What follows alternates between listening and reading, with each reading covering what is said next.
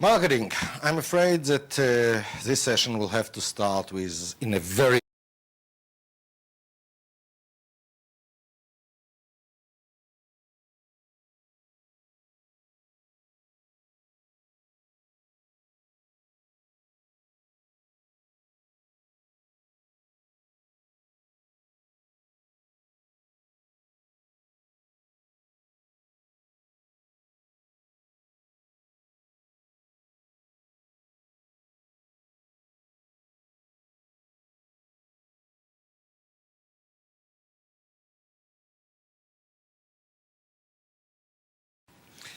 marketing.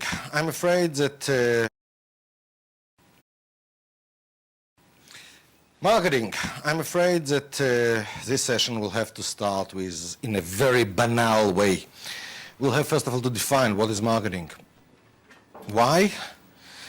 Because in spite of the fact that every marketing book in the last 50 years is giving reasonable definition of marketing, reality is that in most companies you will not find marketing. They somehow confuse marketing with sales. So maybe we should use some stronger words to deliver the message of what is marketing and what is sales and how different they are from each other. Marketing, in my eyes, is spreading the corn for the ducks to come and sit. Sales is taking a gun and shoot a sitting duck. And if the duck is not sitting, but moving like a mosquito, don't blame the salesperson. Blame the fact that you don't have marketing. Or in other words, marketing is bringing the market to desire your product or your service. When you're at stage of marketing, you don't see an individual prospect. You see maximum a section of the market in front of your eyes. Sales is you see a specific prospect and your job is close the deal. Close the deal. Now, if you think that it's easy to shoot a sitting duck, try to do it. And remember, if you miss and the bullet goes near his ear, he's not sitting anymore. He's flown. Good marketing means have a lot of sitting ducks with glue on their feet. Now, how do you do it? What is the real problem today that prevents companies from doing a good job in marketing? What is the problem? What is the core problem? From analyzing the market, and I will not go today into the full analysis, I will just rely on things that we have already established, which is the problem, once again, is this notion of local optima is the way to reach the global optima, the local notion of things. And this is what creates the real conflict for marketing. It stems from the fact that due to this local approach of looking at things, trying to optimize each portion in isolation, we have increased drastically one of the perception of value that exists in the field. You see, when you have a product or a service, there are two different perceptions of value for this same product. One is a perception of value of the supplier. Now, what is it based on? If you really look on it, it's based on actually the efforts that went into providing this product. The more efforts, the more money, the more time it took you as a provider to bring this product from nothing into the hands of the client, the more you think that it's valuable. If you put into the material $1,000 and then you had to work so much and you had to put new technology and you had to build a whole expensive distribution thing in order to provide it, you think that the value is high. In other words, there is something called the supplier perception of value, and this value is according to the investment in bringing the product or the service to the market. But let's not forget, there is another perception of value to the same exact product or service. And this is the perception of value of your client, of your market. Now, if you note it has nothing to do with your cost or your efforts to bring the product. It has everything to do with what?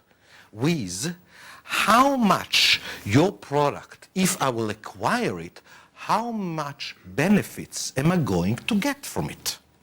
It has everything to do with satisfying my needs, nothing to do with your efforts. Is it understood, yes or no?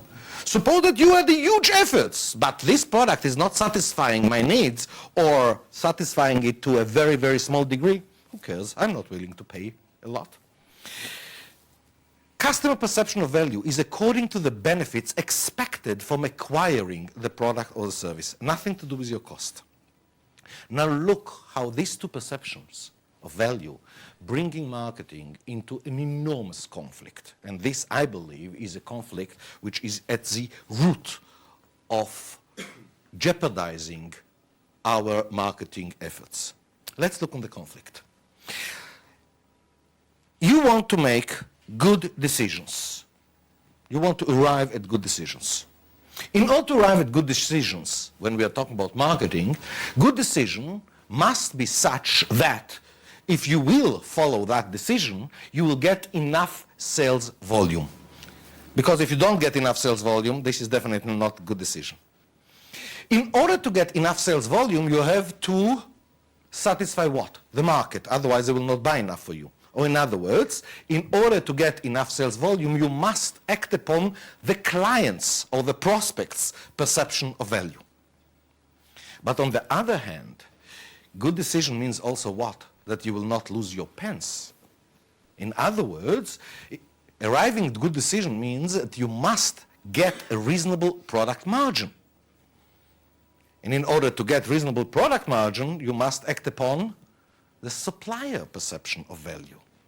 And now you are at a huge conflict. And this conflict is not just at the highest levels. In any company, how many times have you heard an argument or quarrel like, don't accept the order? The price that this client is willing to pay is ridiculous. Sorry, we must accept the order. We don't have enough work. We must get more sales, so I will accept the order. Don't accept the order, accept the order. Don't accept the order. Why did you accept the order? Have you heard such arguments before? This is showing you to what extent companies are oscillating on the conflict arrow. As long as this cloud, as this conflict exists, marketing hands are totally tied up. We have to find a way to break this cloud. And this is actually the job of marketing. My first step will be to purify this cloud. Because if you noticed, in the cloud itself, not just in the assumption of the cloud, we have already the connotation of local optima, which tells us even the problem itself today is not stated correctly. Where is this connotation of local optima? It's coming from the word product margin. How do we calculate product margin? Based on product cost. What have we learned in this series of programs? Product cost is baloney. So first of all, let's clarify to ourselves so that we will see the real conflict. It does exist, but let's purify it from the local optima fog that is around it. So if we look on the assumption that led us to product margin, let's look on what it is. In order to arrive to good decisions, you must get reasonable product margin. Why? Because assumption is having positive margin for each product or service guarantees that the company is profitable. That's why you want it. Now, from reality, is it correct? Most companies that are losing money currently, do they have positive margins on each and every product? And the answer is yes, which means something is wrong in the assumption. If you look a little bit more into it, you'll find immediately the fallacy of this assumption. Look on the following. Suppose that we are producing 1 unit of one product. Of course, all the overhead is contributed to this one product, and by that we know what is the product cost and thus the product margin. Now suppose that we are producing 2 units of the same product. What happened to the product cost? It's much, much more reduced. The whole calculation of product margin has to change. Which means, if you noticed, even though we are talking in terms of product margin and as if we have a very accurate notion of it, it's just an illusion. Why? Because the product margin is also a function of how much from each one of our products are we going to sell. Anybody know that? How accurate is your forecast on a product level? A joke. Which means it gives us impressions that it's accurate when it's not. And if we have missed in our expectation about the quantities, even though it would look to us, based on historic data, as if each product has a positive margin, we'll be amazed, or not so amazed, where we finish a quarter with a loss. This assumption is wrong. In order to make sure that you understand to what extent it's wrong, let's take the sister assumption underlying the same arrow, which is even more demanding. There is another assumption here. In order to arrive to good decisions, we must get per each product reasonable product margin because the assumptions that we make is any sales which has negative margin reduces the company's profitability. If you take even a single product and sell it below cost, by that you have caused the profitability of the company to go down. This is our assumption. Is the assumption correct? I hope that by now you understand that it's not. But let me show you to what extent. Let's take an example, just to show you how wrong is this assumption. Suppose that you have a company that sells per year $100 million. And what can we do? You are losing $2 million at the end of the year. It's not an exception. And you have excess capacity. The constraint is in the market. You don't have enough sales. You have so much excess capacity that you actually can produce 20% more volume. And you're lucky. And you're lucky because there is a segmented market where you can get rid of this 20%, but for prices which are 30% below your current prices, which means definitely below cost. Let me first of all emphasize what I mean by segmented market. Segmented market is not a niche in the market. It doesn't have the same connotation. Segmented market means a section of the market will be called segmented if and only if any price and quantities that you sell in this market, in this section, does not have any effect whatsoever on the price and quantities that you are selling in the other sections. Then and only then you say it's segmented. Now let's suppose that this company has such a segmented market. Not so easy to achieve it. My question is, what will happen to the profitability of the company if we take 20% additional production that definitely we can sell in this segmented market, but for a loss relative to the product cost, and we'll do it. In order to be able to do the calculation, let's assume that raw material and subcontracting and commission, in other words, all the totally variable costs, the ones that you have to pay more per each additional unit that you are producing, let's suppose that this is 40% of the original price. Now remember, we are talking here about selling a large quantity, additional quantity, for a loss. According to this assumption, we should lose even more. If we are now losing 2 million, we should lose even more. What happens when we do the calculation? Well, let's do the calculation. It's not so difficult. Look, 20% more. If we sell the 20% more for the original prices, it means that the delta sales will be additional $20 million, correct? If the total was 100 million and we're selling another 20, that's original prices, then the delta, the change in sales will be positive 20 million. But we cannot sell it in the current prices. We can sell it in the segmented market, but for 30% less. Okay? This means the delta sales in the segmented market will actually be only, 14 million. Correct? 30% less. This is the delta sales, the change in sales. This is not the change in throughput. Why? Because due to the fact that we are producing and selling more, we have to have more raw materials and commission and so on. How much? 40% of the original price. If the original was $20 million, 40% means 8 million, which means we have to reduce from a totally variable cost of 8 million. This means that the delta throughput will be 6 million.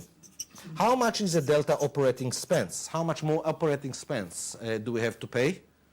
Nothing. We said this is excess capacity that we pay anyhow, which means that the delta operating expense is 0, and that's why the delta net profit is $6 million.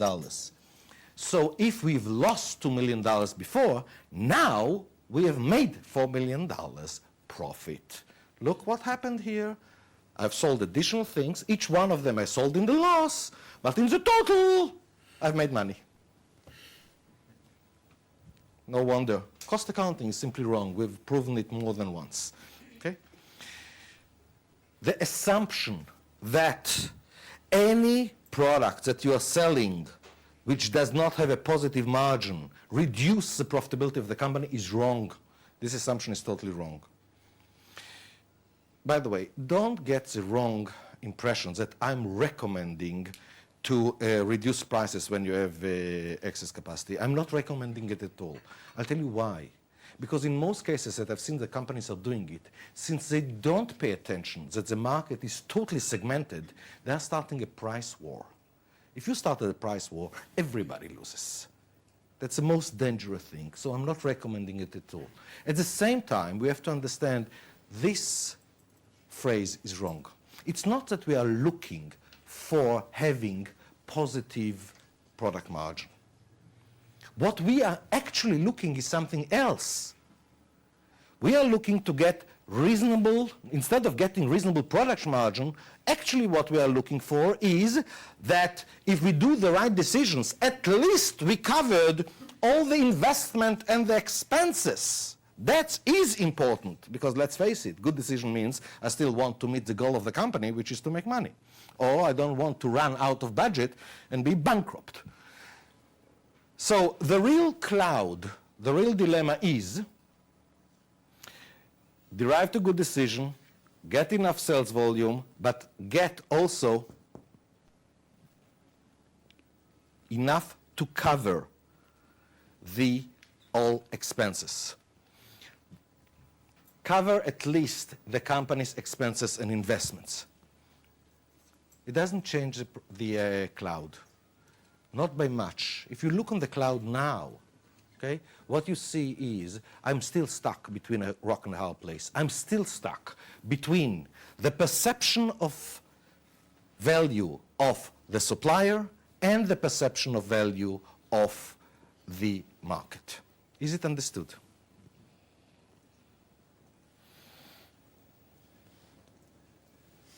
So we have to find a way to break it still. And look on it. Where is a way to break it? In the conflict arrow itself. Why do we claim that there is a conflict? Why do we claim that to act upon the client's perception of value is in conflict with acting upon the supplier perception of value? We claim it only in one case, where the market is not willing to pay us enough. If the market, if the client's perception of value is much higher than our perception of value, we don't have a conflict. Am I right? Yes or no? If the client is willing to pay more than I need, I don't have a conflict. Which means the assumption that is underlying the conflict arrow is that the client perception of value cannot be raised significantly, cannot be raised to the extent that the client perception of value is higher than our supplier perception of value. Now, let me ask you, what is the job of marketing? Isn't it clear? The job of marketing is to raise the client perception of value at least to the level that it's higher than the supplier perception of value. How to do it? That's another question. But you see, the core problem that we must deal with is not to do calculations. It is to find how do you raise the client's perception of value. Now, most people think that in order to do it, we have to come with a new innovation. A new innovation in terms of the product. And yes, it does help.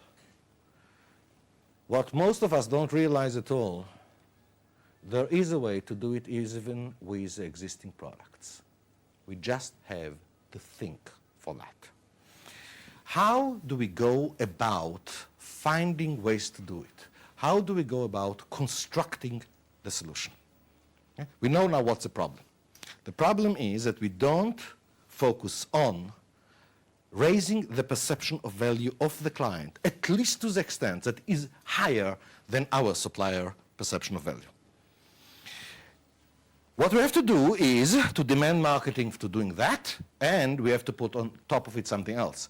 We have to demand for marketing to find ways to do it, ways that competitors will find it hard to imitate. Because if marketing comes with a brilliant idea and the competitors are imitating it within 1 week, thank you very much, we are exactly in the same situation. This immediately means that any good marketing idea that raises a perception of value, if it is a good marketing idea, in other words, it will suppose to break the constraint of the market, then it cannot be based on lowering prices. Because if it is based on lowering prices, the competitor now is in the best situation. He's sitting down and looking. Did it work for you? No? Excellent. Now you have lost money. You are going out of the market. It worked for you? Perfect. Tomorrow I'm reducing prices as well. Big deal. There is no problem here in doing that. So let's understand it very well. We are looking here for something that I'm calling unrefusable offer to the market. Something that is so good that the market perception of value for our products or services goes up immediately and they are dying to buy it. Some people are calling unrefusable offer by the name of mafia offer. You know, unrefusable. Unrefusable offer cannot be based on lowering prices, because if it does, there is no problem for the competitor, if it works, to mimic you on the spot. And then you find yourself together with a competitor, even in a worse situation from where you started. How do you go about constructing an unrefusable offer? The first step is obvious to everybody. There is no point in looking internally and calculating costs. That's not the way to raise the perception of value of the client, especially when you are not allowed to do it by lowering prices. Am I right? Yes or no? Fine. So the first step must be to realize that the perception of value of the customer is according to the benefits expected from acquiring your product or service. What determines this perception? What determines whether or not the client will get benefits? And you know it. If your product or service solves the customer problems, it brings him benefit. The higher and the larger the number of problems that your product is solving for the client, the higher the value for the client, and because of it, the higher the perception. Is it understood? Obvious. So what do we have to do? We have to find not only what are the problems of the market, we have to find what is the core problem of our market. Because if we can solve the core problem, the one that leads to all the problems, by that we bring the maximum value. In other words, it's not enough to do a survey on the market, because in survey of the market, you will get the market's undesirable effects. You have to find the core problem. And some core problem, a core problem that you can do as a supplier something about it. This means not a list of problems that you're going, or list of undesirable effects, but to do a full analysis, to connect all the undesirable effects that has some relationship to your offer, to your product, all the undesirable effects of the market, to connect them, to find how you as a supplier, and of course all your competitors, are actually causing it. Yes, it's putting ourselves in a very uneasy situation, okay? We have to find out how we are the one who creates the problems to our clients. Now, this is not done in order to be altruistic or in order to have guilt feel. Because if you are not the problem, you and your competitors together, if you are not causing the problem, you cannot provide the solution as well. Okay? So if you want to provide an unrefusable offer, you'll better put yourself in a position to think, how do I create the problems? And how do you do it? You start with a list of undesirable effects, and then you do the full analysis. Build the whole cause and effect tree. I want to show you an example. And first of all, I want to show you what is the meaning of a real rigorous analysis. What is the meaning of doing a current reality tree? The first session we've talked about current reality tree of the steel industry. Well, was so long ago. Maybe we should really examine again what is the meaning of doing an analysis of a section of the market. Moreover, I want to take the example that will demonstrate to what extent, even when we are implementing everything that we said in the last 4 sessions, bring ourselves to an excellent situation, then we waste it. In other words, suppose that we have improved our production and our finance, and we've improved the distribution, and now we are excellent in terms of speed of supply. This does not mean yet that we have converted it into an unrefusable offer to the market. This does not mean yet that your sales will go up.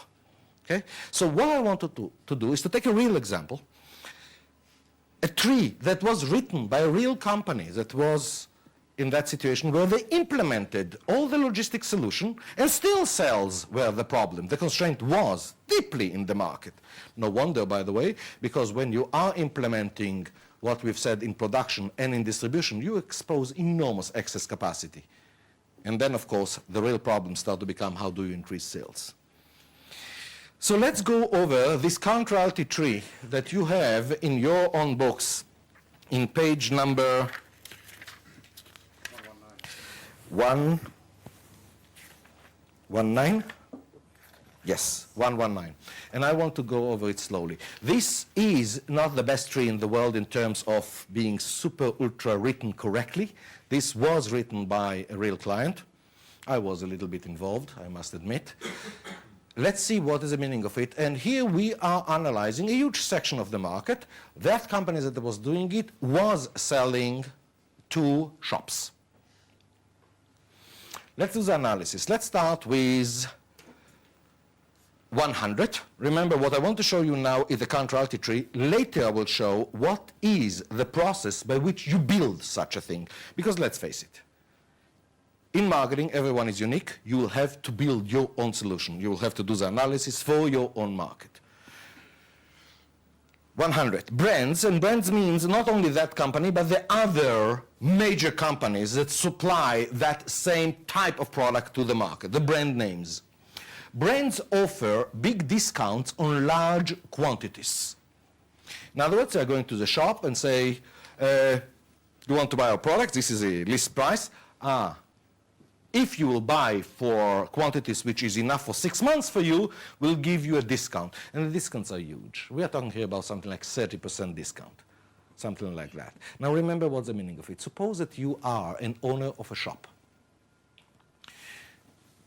And there is another shop in the next street. And this other shop will buy the same merchandise from the same company in 30% less than you. They will wipe you out. Okay? So in other words, if the companies are offering this large discounts on large quantities, now do you have a choice of not buying in large quantities? No. What is then, due to that, the unavoidable ramification? If brands offer big discounts on large quantities, then, and look on your tree, and you'll see immediately what is the unavoidable conclusion. Then, purchasing in large quantities, purchasing not just for the immediate need, but for the long term, becomes a must. Is it understood, this cause and effect relationship? It's not an option anymore. Now, due to that, two different and at the first glance opposite effects are unavoidable for the shop. These two effects that I would like you to concentrate now on are, from one hand side, 115, and from the other hand side, 170. You see, if you now have to buy, not for just the immediate sales, but for the long term you are buying in large quantity, what is the unavoidable impact on the inventories that you hold? It increases.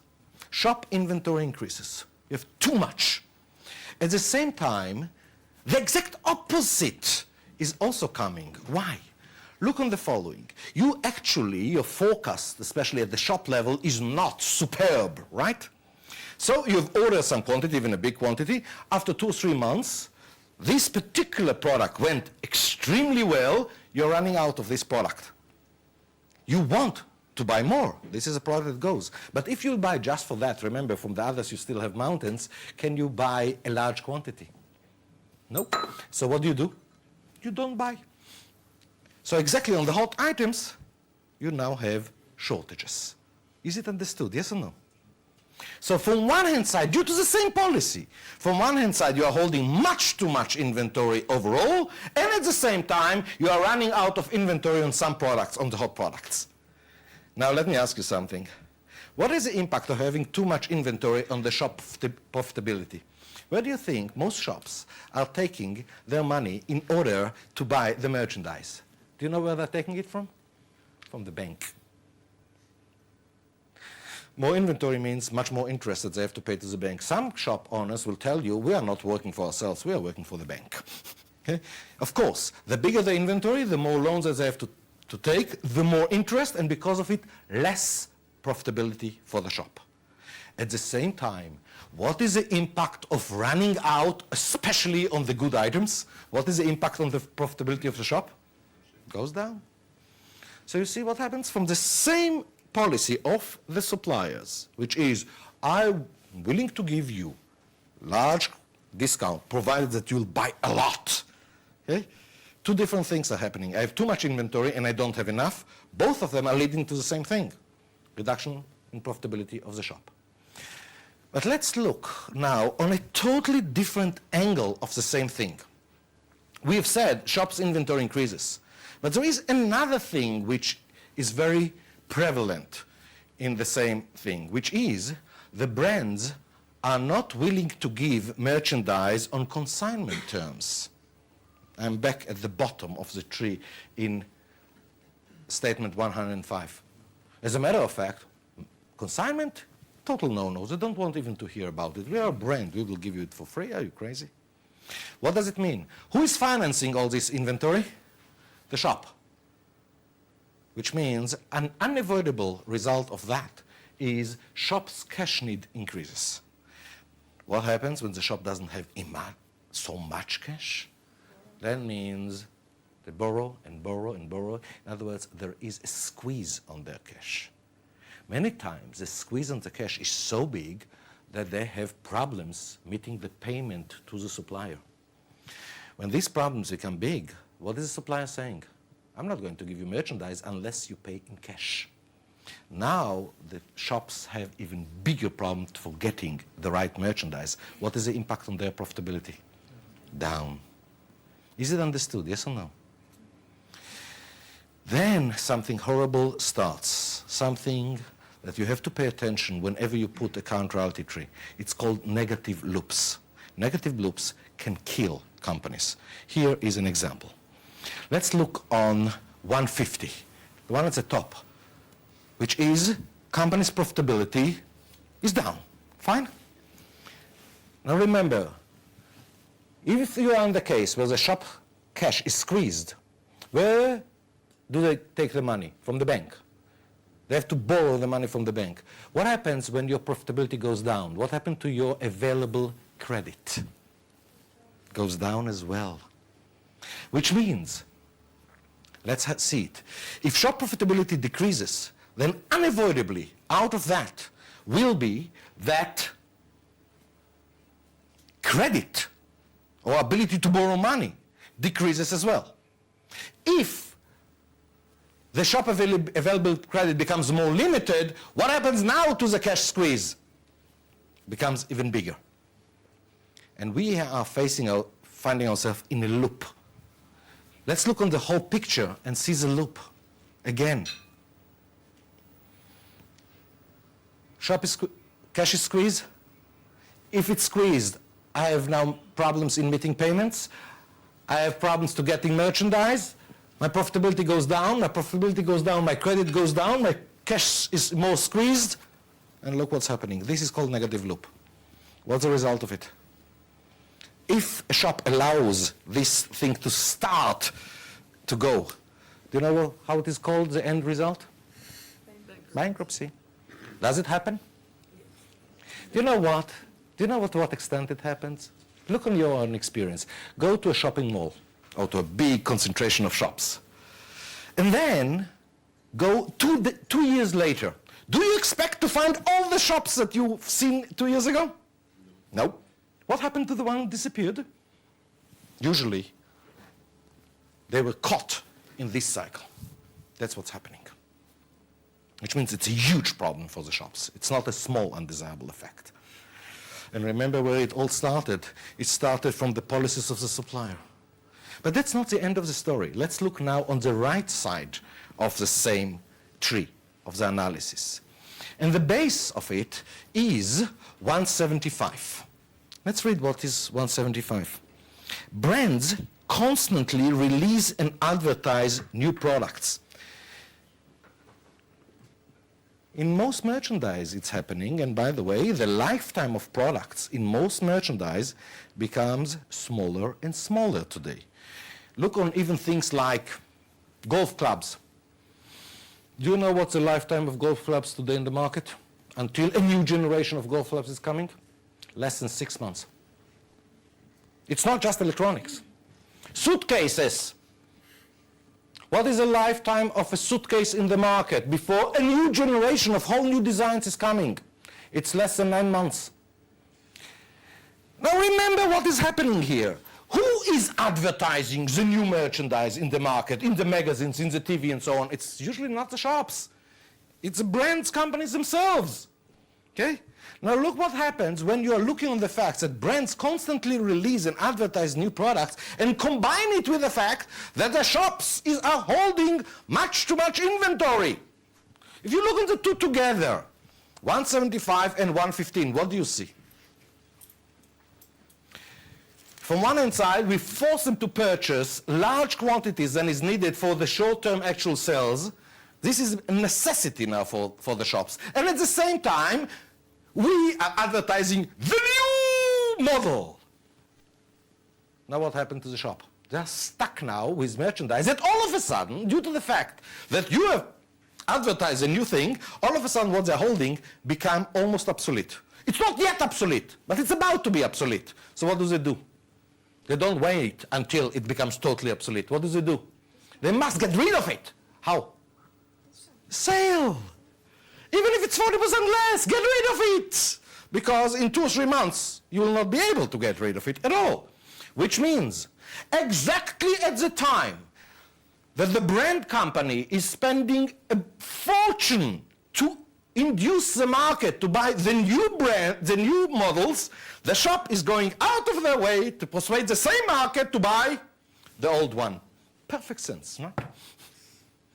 Which means sales of the new products are immediately jeopardized. And at the same time, who's giving these rebates in the shops? The shops. What happened to their profitability? They're getting hit from both sides. From one side, that they have to get these rebates to get rid of the old thing.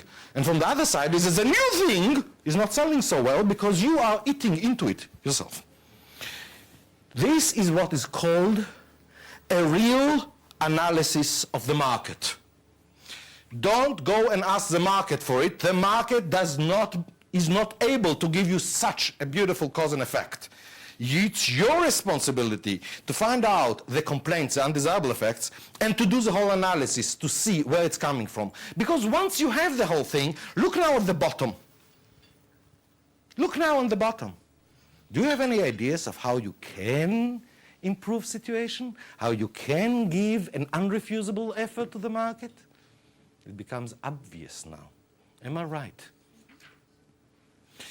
The question is, of course, how do you construct such a thing? So let's go over the steps.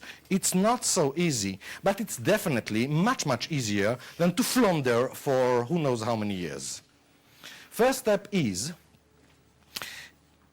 make a list of the undesirable effect of the next link in the supply chain. The next link in the supply chain is your market, is your client. Is it understood? Yes or no? Make a list of undesirable effects that somehow are connected to your products or your service. You know enough. If you don't know enough, fine, go and make a survey. If you want to procrastinate, fine.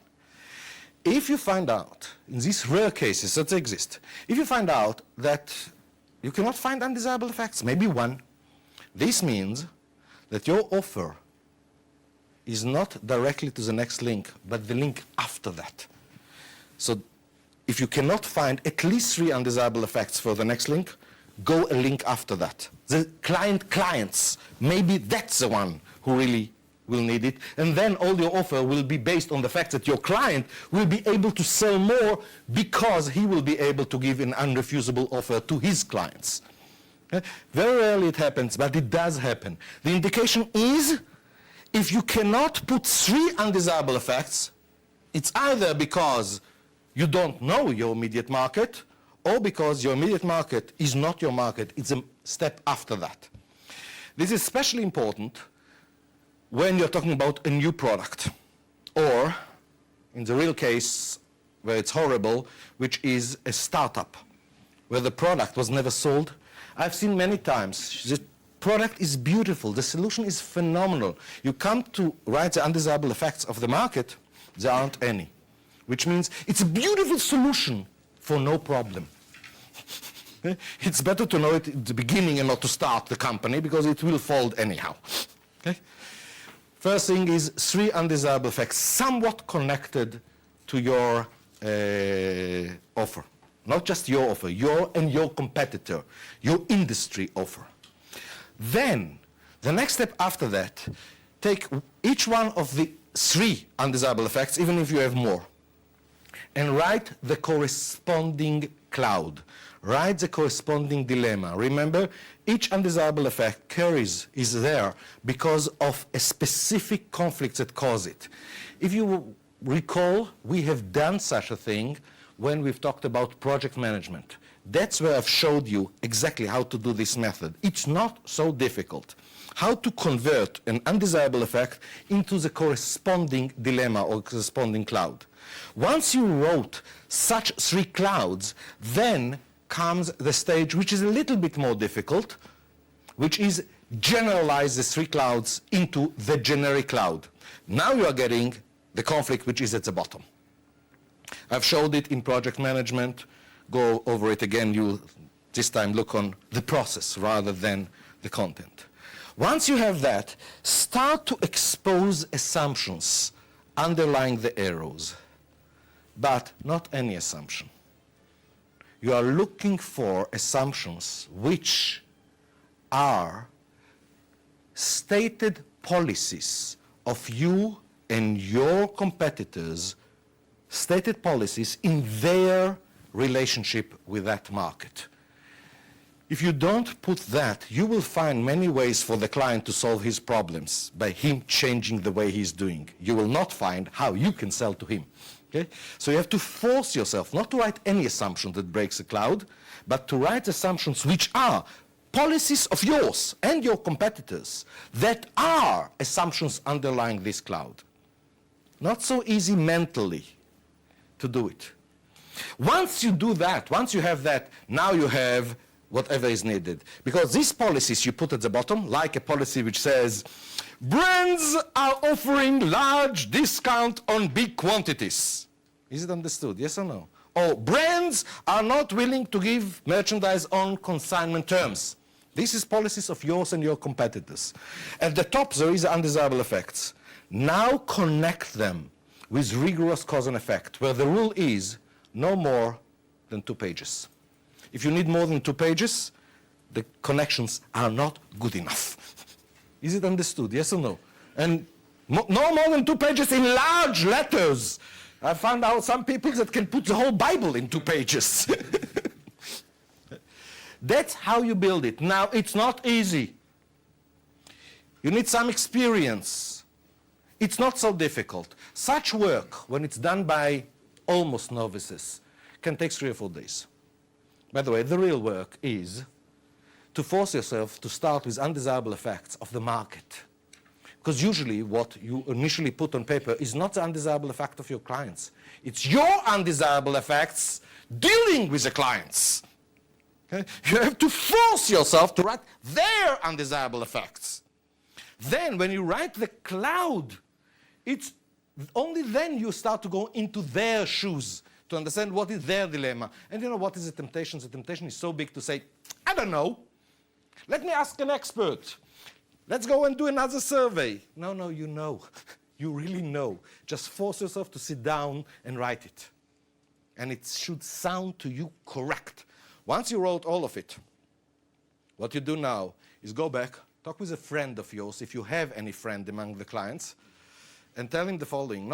Don't tell him, this is your problems. Tell him, I need your help. Here is how I understand you. Tell me what's wrong. And start to read to him with if-then. Any mistake, he will immediately point out. If you come without the tree, he can tell you 2 hours of bitching and moaning. You will get nothing out of it. If you come with a tree, the whole conversation is really to the point. Correct it, go to another friend. When do you stop? When the friend is telling you, can I have a copy of it? Then you know that you have it. Okay? Usually it's after 2 or 3 visits like that. So it takes a week, big deal. Now you are in a position that you have done the analysis. More than that, now you are in a position to know what you are going to offer the market. What are you going to offer the market? A change in these fundamental policies. Because by that you will create the unrefusable offer. Is it understood? Yes or no? Now let's see how this is done. Not so difficult. Now it's much, much easier. How do you build the unrefusable offer? As a matter of fact, I hate this word. I prefer the original word. Some people don't like it. So just between you and me, mafia offer, that's what you are after. Let's see the mafia offer. In other words, how do we convert the understanding that we got from the analysis of the market into what we are going to offer? What has to be done? What has to be at the bottom? Our new policies, correct? What has to be at the top? The undesirable effects of the market have improved so much that it becomes desirable effect.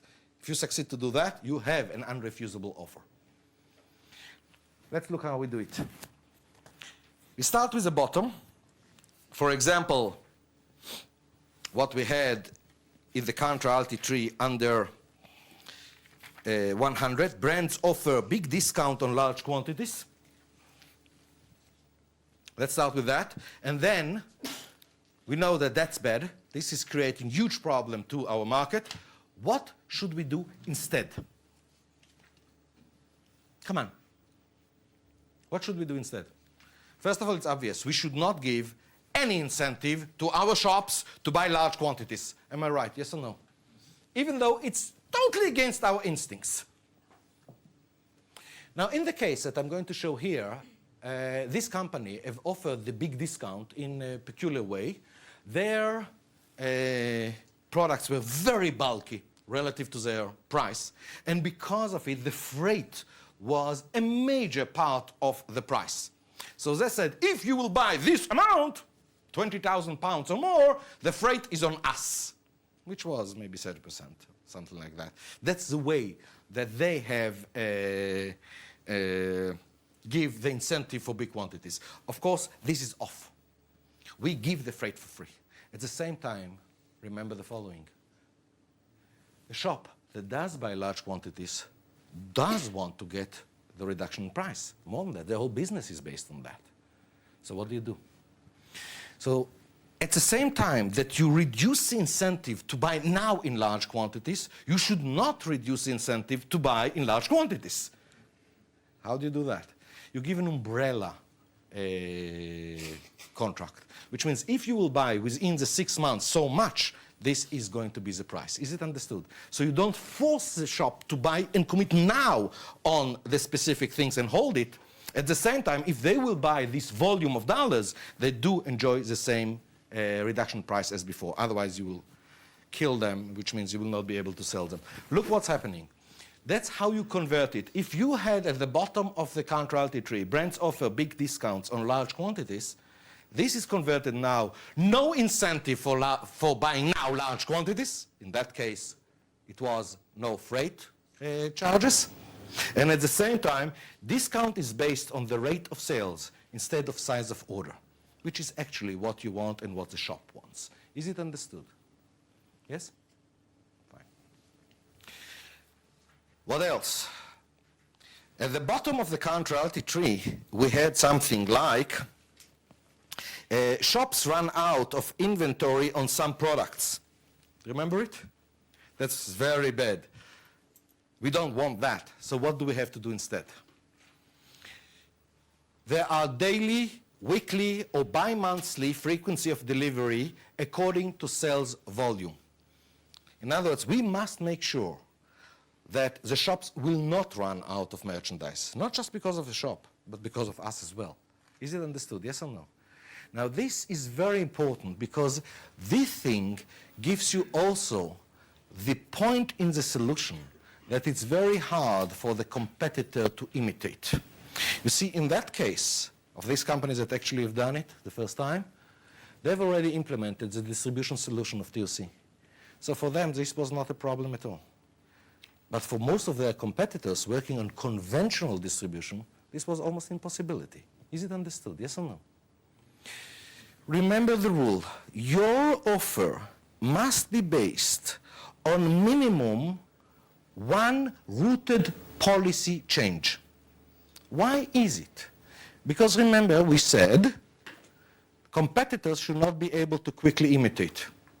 If you have a new invention, especially if it is patent protected, they will not be able to quickly imitate, even though today this is not the case anymore. Do you know what gives you much bigger window until they will be able to imitate? If your solution is based on changing a rooted policy, because that's a harder thing for the competitors to imitate. Okay? Until they will change the policy, woohoo. Here, there are two policies that are changed. One is that, okay? We are not pushing down the throat anymore. We are replenishing very quickly, and we give consignment, which was a total no-no. We've estimated that the window of opportunity means until the competitors will see that it's working so well that they will start to imitate, we estimated that it will be minimum 2 years. It's 7 years. Even though this company have doubled their market share, the competitors have not succeeded yet to imitate it. Okay? The culture change is too big. Is it understood? Yes or no? Fine. Back to that.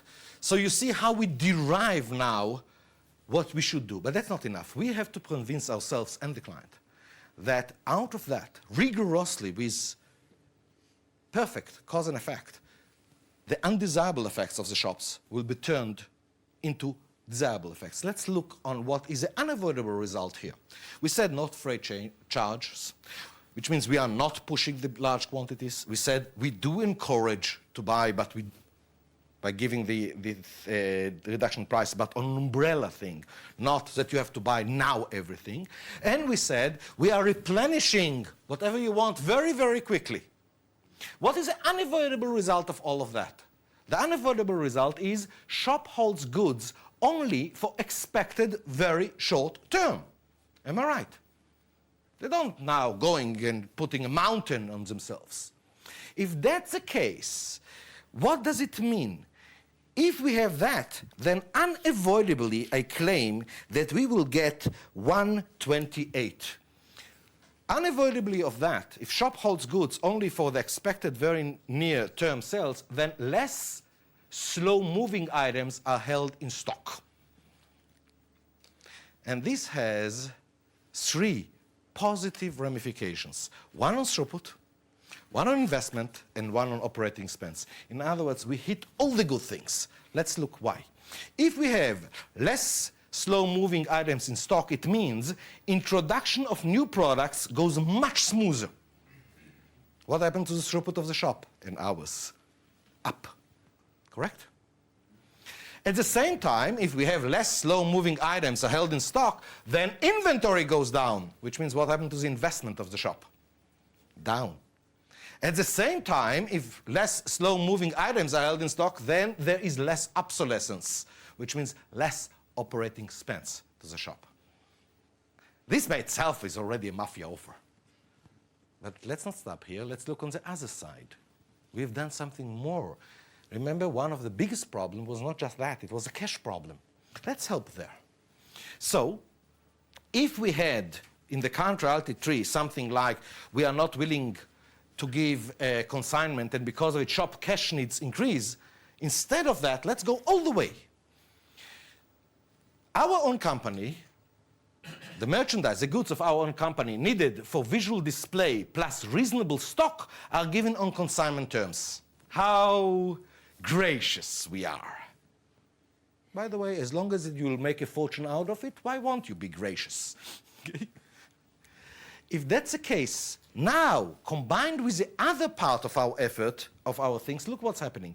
If we are now giving it on consignment terms, whatever is really needed, and what is needed is some reasonable stock until we replenish, okay, and enough to put a good visual display, then it means the shop doesn't need cash for offering all our brand goods, okay? So they will go to a full spectrum, doesn't cost them, okay? Look now what happens in terms of sales. We combine it with the fact that we didn't force them to have large quantities and with the fact that we are replenishing all the time. Now they have the full stock, the full spectrum, okay?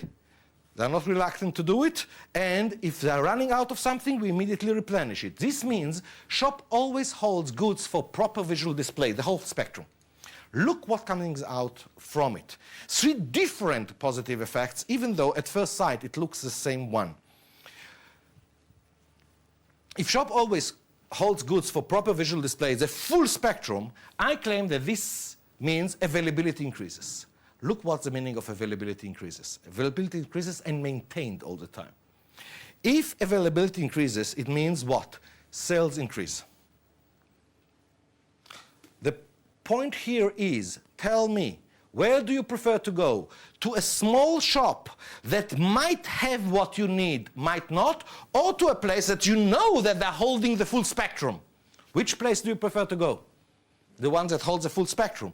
This is why, if you have the full availability, that's why sales are going up. But that's not the only thing. If availability increases and you are maintaining all the time the availability, it means that you have less missed sales. If less missed sales, it means what? Sales increase. Not because you came due to the fact that you expect to find the full spectrum, but because you found what you wanted and not, oh, sorry, we don't have it today, come next week. But there is a third one, a third element, which is long-term element, not less important. If you have less missed sales with that, it means greater customer satisfaction. This has a third impact on sales, and I'm talking here about loyalty. You came to a shop, you found exactly what you wanted, you bought, you were satisfied. Next time you came to the same shop, you find what you wanted, you bought, you were satisfied. Third time you're almost conditioned to go there. Same thing is working in reverse. You came, you didn't find, next time you came, you didn't find, third time you don't bother. Okay? 3 different elements. You understand how much all of that combined is solving the cash problem and the profitability problem and so on of the shop. This is a mafia offer. Is it understood? Yes or no? With whom do you have now the problem? Not with the clients. With your friends in your own company. Because what is immediately what they will say? It's too good. Why should we be so generous? Am I right? Yes or no? Remember, where did we started with? We don't have enough sales. The constraint is in the market. We want more sales. You bring that, and what is the immediate reaction of everybody? The immediate reaction of everybody is yes, but. Did you hear about yes, but? Small yes, big but. Do you have any short of people that are experts in yes, buts? Now, well, it turns out that this is the most important part of the solution. Your solution is not completed now. What you need now is to polish it. You are in love with it. You are totally convinced it's the best thing since sliced bread. Don't fool yourself. Yes, you do have an answer. You do have a solution, for sure. But it's far from being completed. It's not polished yet. What do you do now? How do you polish the unrefusable offer? And the idea is don't go to the market. You don't have now the problem with the market. Go internally in your company. What we have done in this case, we took the future reality tree, as is, and we send it to people in 10 different functions within the company. And we asked for comments. Within half an hour, the facts started to work. And they were not exactly complimentary comments. They told us, yes, but on a huge scale, this is exactly what you want. But you have to treat it correctly. What's the meaning of yes, but? Yes, I understand your problem, your offer. But from it, there comes a but, which means from your own solution comes a negative ramification. That's the meaning of yes, but. Now, don't expect people to do an excellent job in verbalizing their gut feeling of yes, but. It's your job. And this is quite frustrating. Here we gave him such a beautiful baby. What a nice thing. And he is talking about some chukchik. Okay? Now, don't lose your patient. First step is take what he said, even though he didn't verbalize it very well, and you write the entire logic of why he is right or she is right. Do it because what comes out of it is something phenomenal. Your own solution becomes polished and becomes 10 times more powerful. Let me show you what is happening. And for that, I will take the real case. This is a real case, what I'm showing you here. And I will show you 3 of the about 40 undesirable undesirable buts that came out. We call it negative branches. This is one of them. In a minute it will appear on the screen, I hope. Here it is. Now, it didn't come out so logical, you can imagine. By the way, at least 5 people are telling you that, each one in his own words. None of them make sense until you start to say, wait a minute, there must be that they're right. Now, what do they mean? And you put it in rigorous cause and effect. And then look what's happening. For example, in this case, you have it in your books in page 123. Look on the following.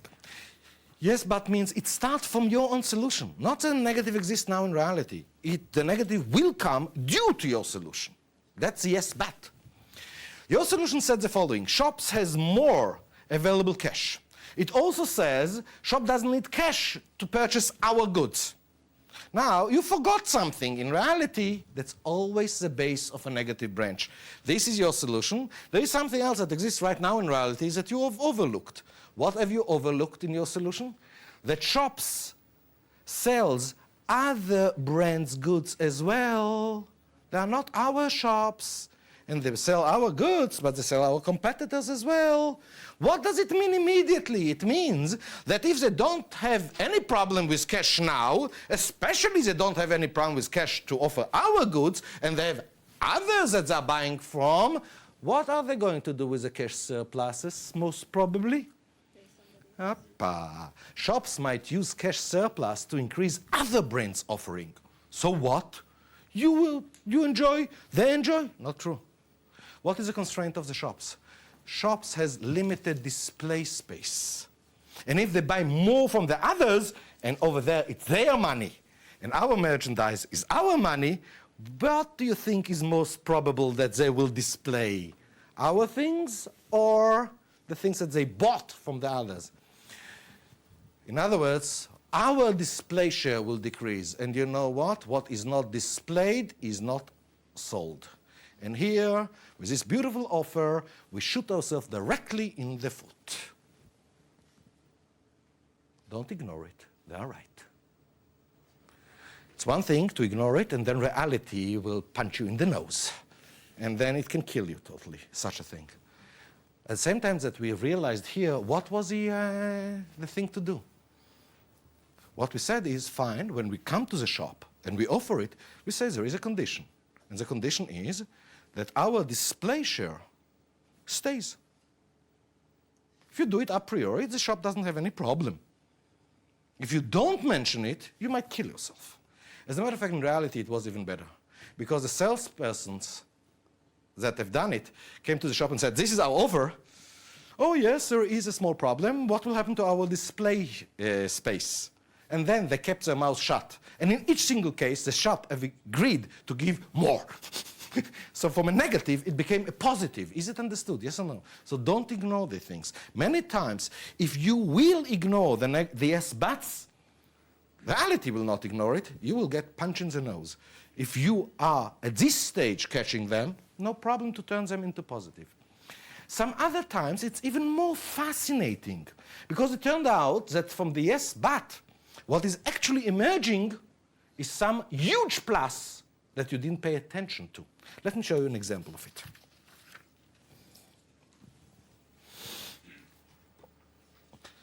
Here's another yes but that once again many people have stepped on. Shop doesn't need cash for purchasing our goods. This is part of our solution.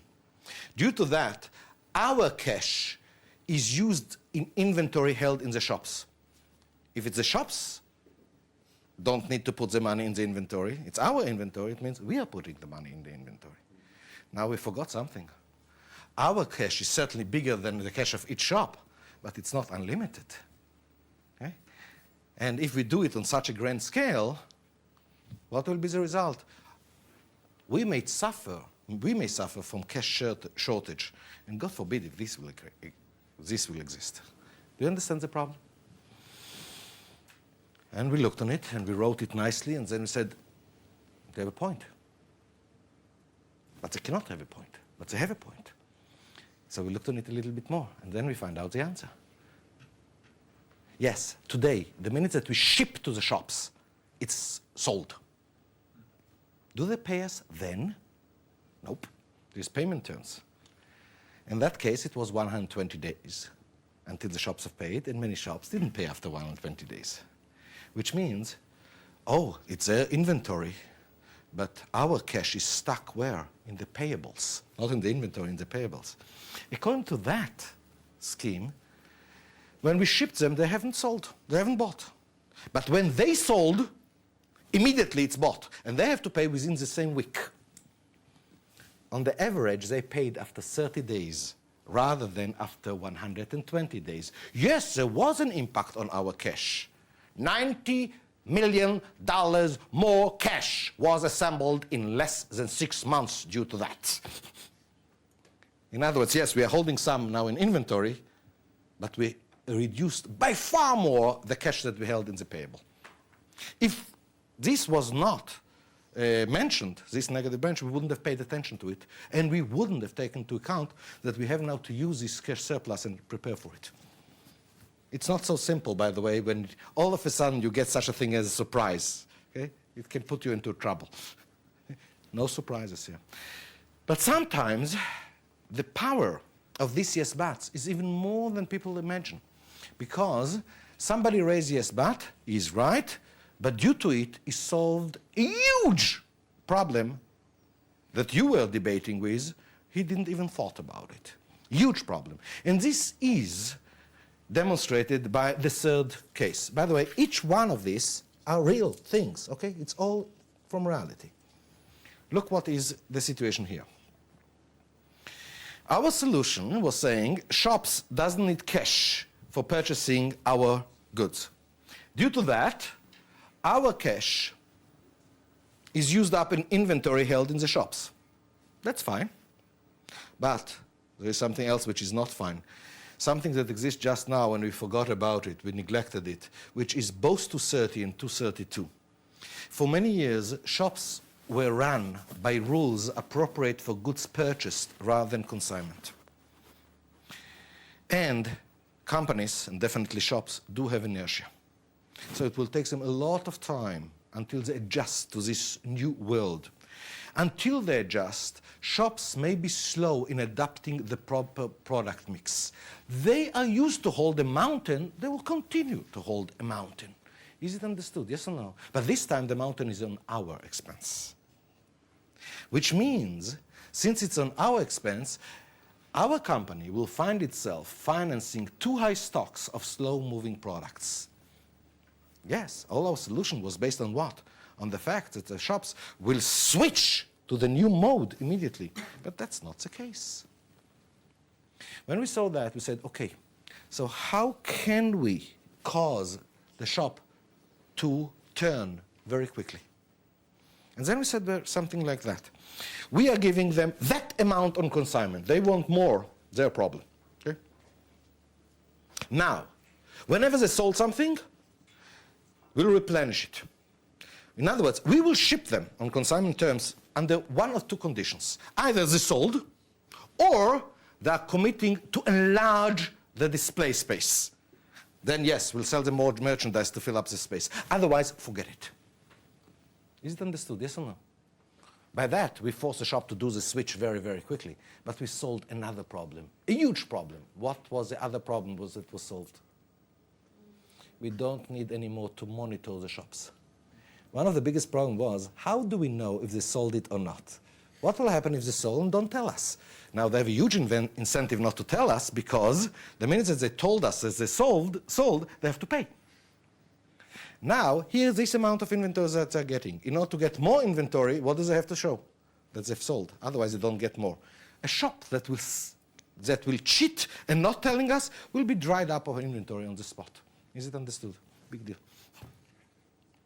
No incentive then to lie, more than that we don't need now any policemen anywhere. And it's working beautifully. That's why I'm saying you have to go out of your way to solicit these yes buts. So once you have written the futurality tree and you are really proud of it, okay, you feel, we have it. What are the steps that you take? How do you polish the unrefusable offer? Let's look on it step by step. How do you polish it? The first step is take your futurality tree, spread copies to enough yes but people in your company and ask for their reservations. Don't ask for praises. Okay? Ask for their reservations. By the way, you can ask for praises. What you'll get is reservations anyhow. Okay? You do it deliberately. Don't fool yourself that no matter how good it looks, that it's finished. Far from it. Once you get these reservations, the next step is what? Document the reservation. What do you mean by document the reservation? Remember, most reservations, as they come, are totally confused. People are not used to express their reservation in perfect logic. They are using what we call transatlantic arrows, some associations. It looks horrible. At the beginning, you don't know what the hell are they talking about to that extent. Okay? You write it using cause and effect. Tie your suggestion to the negative. Go out of your way to really do it right. Okay? Is it understood? Something like what I've showed you. It doesn't have to be large. Okay? But it has to be such that everybody understands it. Then, don't rush. Don't decide that's it. What you have to do now is check the documented reservation with the originator. You send it back to him and you say, is it what you were talking about? Very important. Why? Because in half the cases he will tell you, no, I meant something totally different. And the other thing is even more important. Is it understood? Yes or no? More than that, if he tells you, yes, that's exactly what I'm talking about, usually what comes out with it is also his suggested solution. That usually is better than what you have in mind.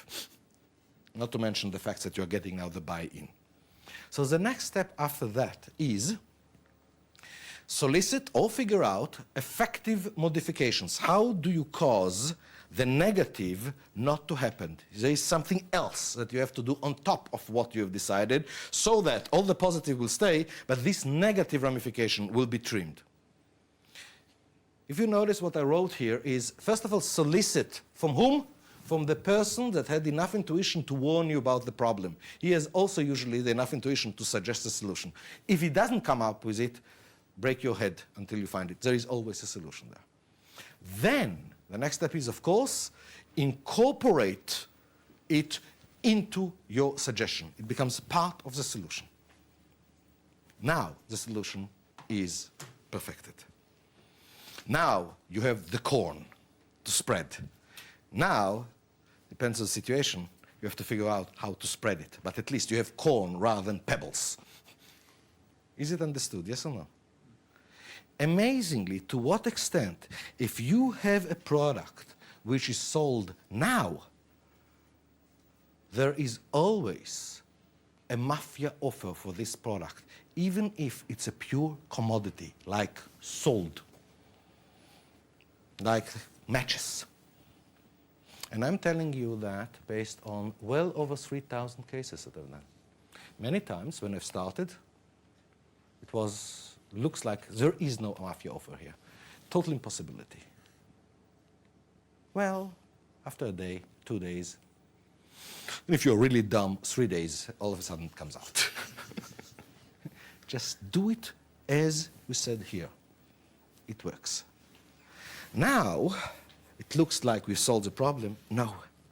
The real thing is still ahead of us. All these mafia offers are nice, but there is something else which is even bigger. And it was totally masked, unfortunately, by the notion of local optima. So this is just the first step, but there is something bigger than that. And on that, we'll talk when we're coming back from the break. Do you mind? See you. We now have a 15-minute break.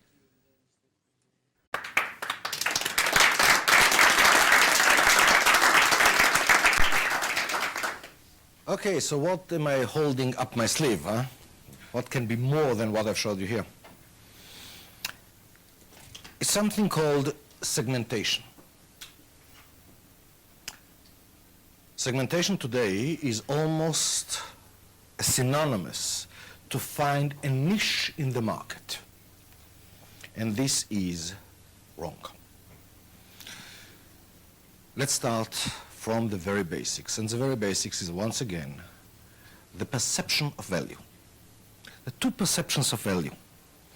As we said, there is one perception of value, which is the perception of value of the supplier, which is according to the investment in the product.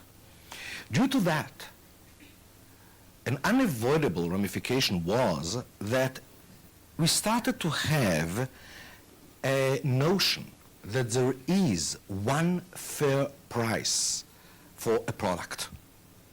A price which is based on the cost of the product plus some reasonable margin.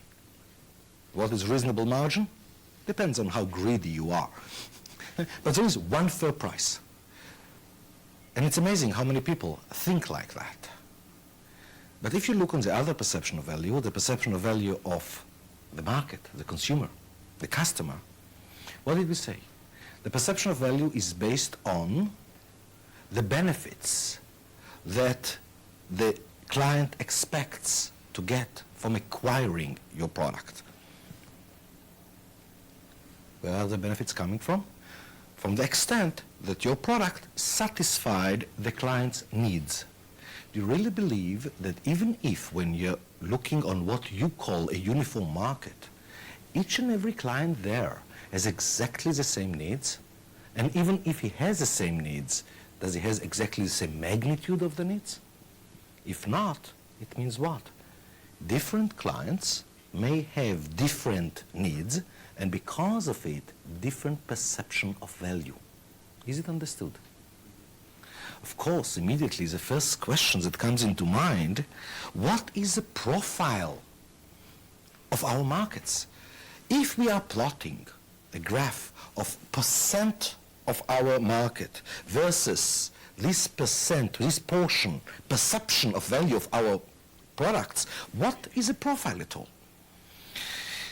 Well, nobody knows.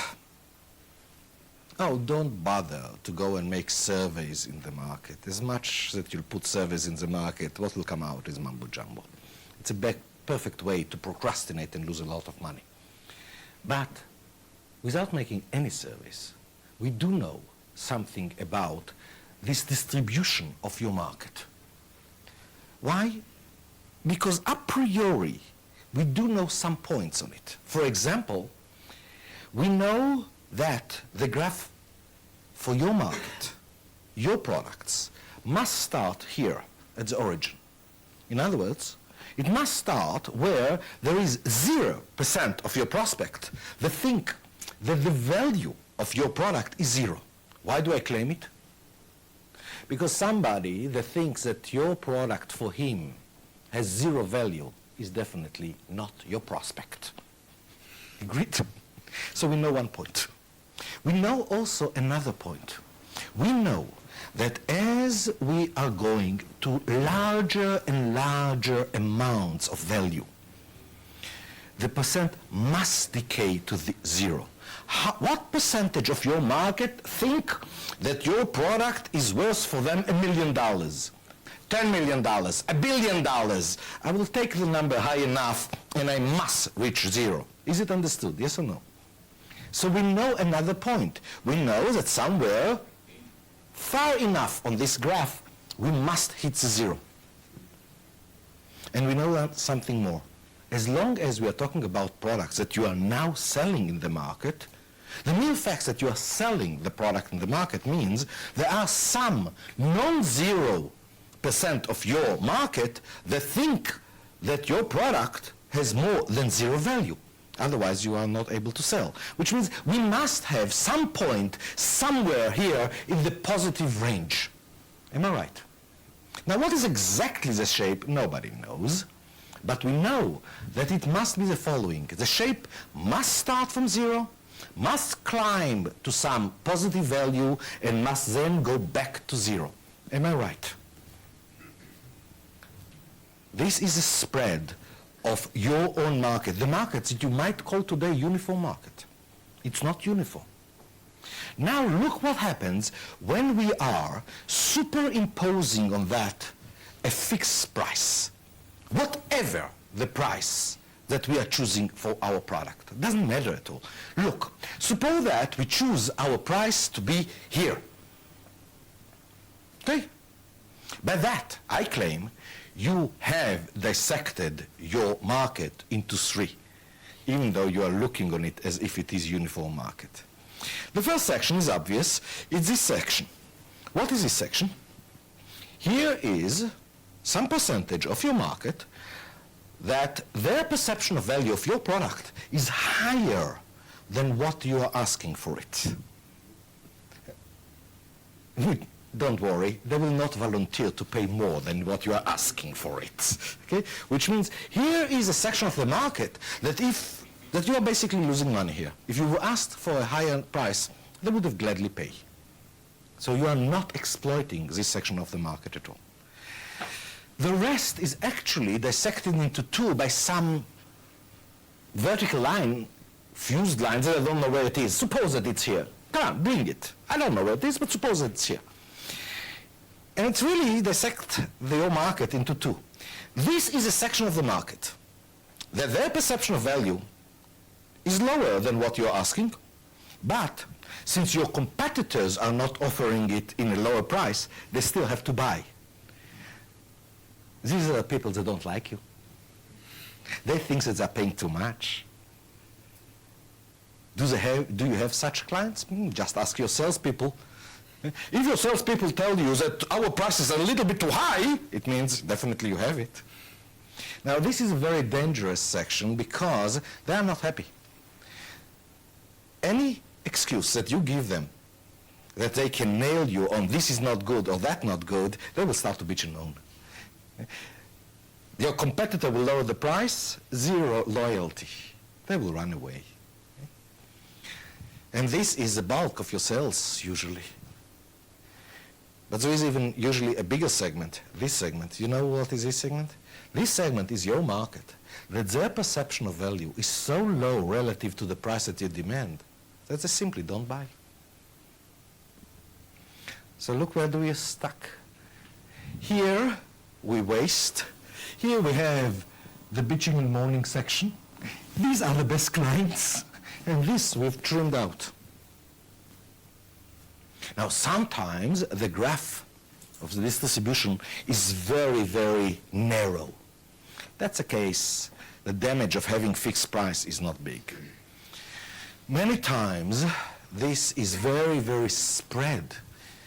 In other words, if you go and ask yourself, are the needs of my market really different when I'm looking on one to the other? This means you are in a situation where the market that you are really capturing is a small part of the entire market. What do you do then? What you have to realize is the following. For heaven's sake, the market is segmented. Different clients have different needs. What gives us the impression, the true impression, that the market is uniform? Do you know what gives it? Our action. The mere fact that we have treated it as uniform, that we are offering our product for one single price. We are making a segmented market, a dispersed market, into a uniform market, and then we cry. Why not? What is the thing? First of all, when different customers have somewhat different undesirable effects, the market is inherently segmented. If they have a vast variety of different needs, this means the market is enormously segmented. What brings the uniformity is our own offer. That we are treating the market as uniform, we are asking for one price for the product, and by that we have made this market into a uniform market. So what is the meaning of segmentation here? Meaning of segmentation means that you have to find a way that a client, a prospect with high needs and thus high perception of value will pay a high price. While at the same time, for the same product from your point of view, a client with small needs, with low needs, will pay low price. But that's not enough. In order to have the segmentation, you must guarantee that when the client that is paying a lot will talk with the client that pays little, and remember, don't fool yourself, they will talk, no matter what. When that happens, the client that pays a lot will say, everything is fine. What you've bought for much less money is not what I needed. No wonder that you paid much less. Now, at first glance, it looks impossibility. Well, whenever the market is diverse, whenever the needs are different, there is always a way to do it. Let me give you, first of all, one case where it's done for the last 40 years, done to the extent that the companies that are doing it, it's whole industries that are doing it, have lost already the logic of why are they doing it. Simply the people that have put it in place probably have died a long time ago. And now the logic was lost to the extent that this industry is segmenting itself to death, which means it becomes negative, simply because people don't know how to do it and they exaggerate. And I'm talking about the airlines. You know, when I'm going in Tel Aviv to an airline and I'm asking, I want to buy a ticket from Tel Aviv to New York and back.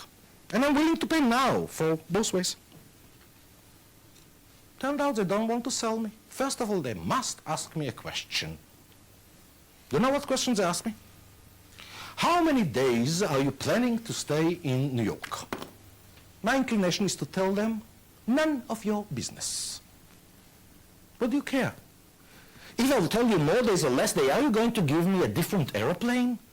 Are you going to give me more beautiful stewardesses? Are you going to give me some better food? Forget it, for sure. Well, do you care how many days am I going to stay in the States? No, no, no, they demand an answer. And then something amazing happened. I say 3 days, the price is such.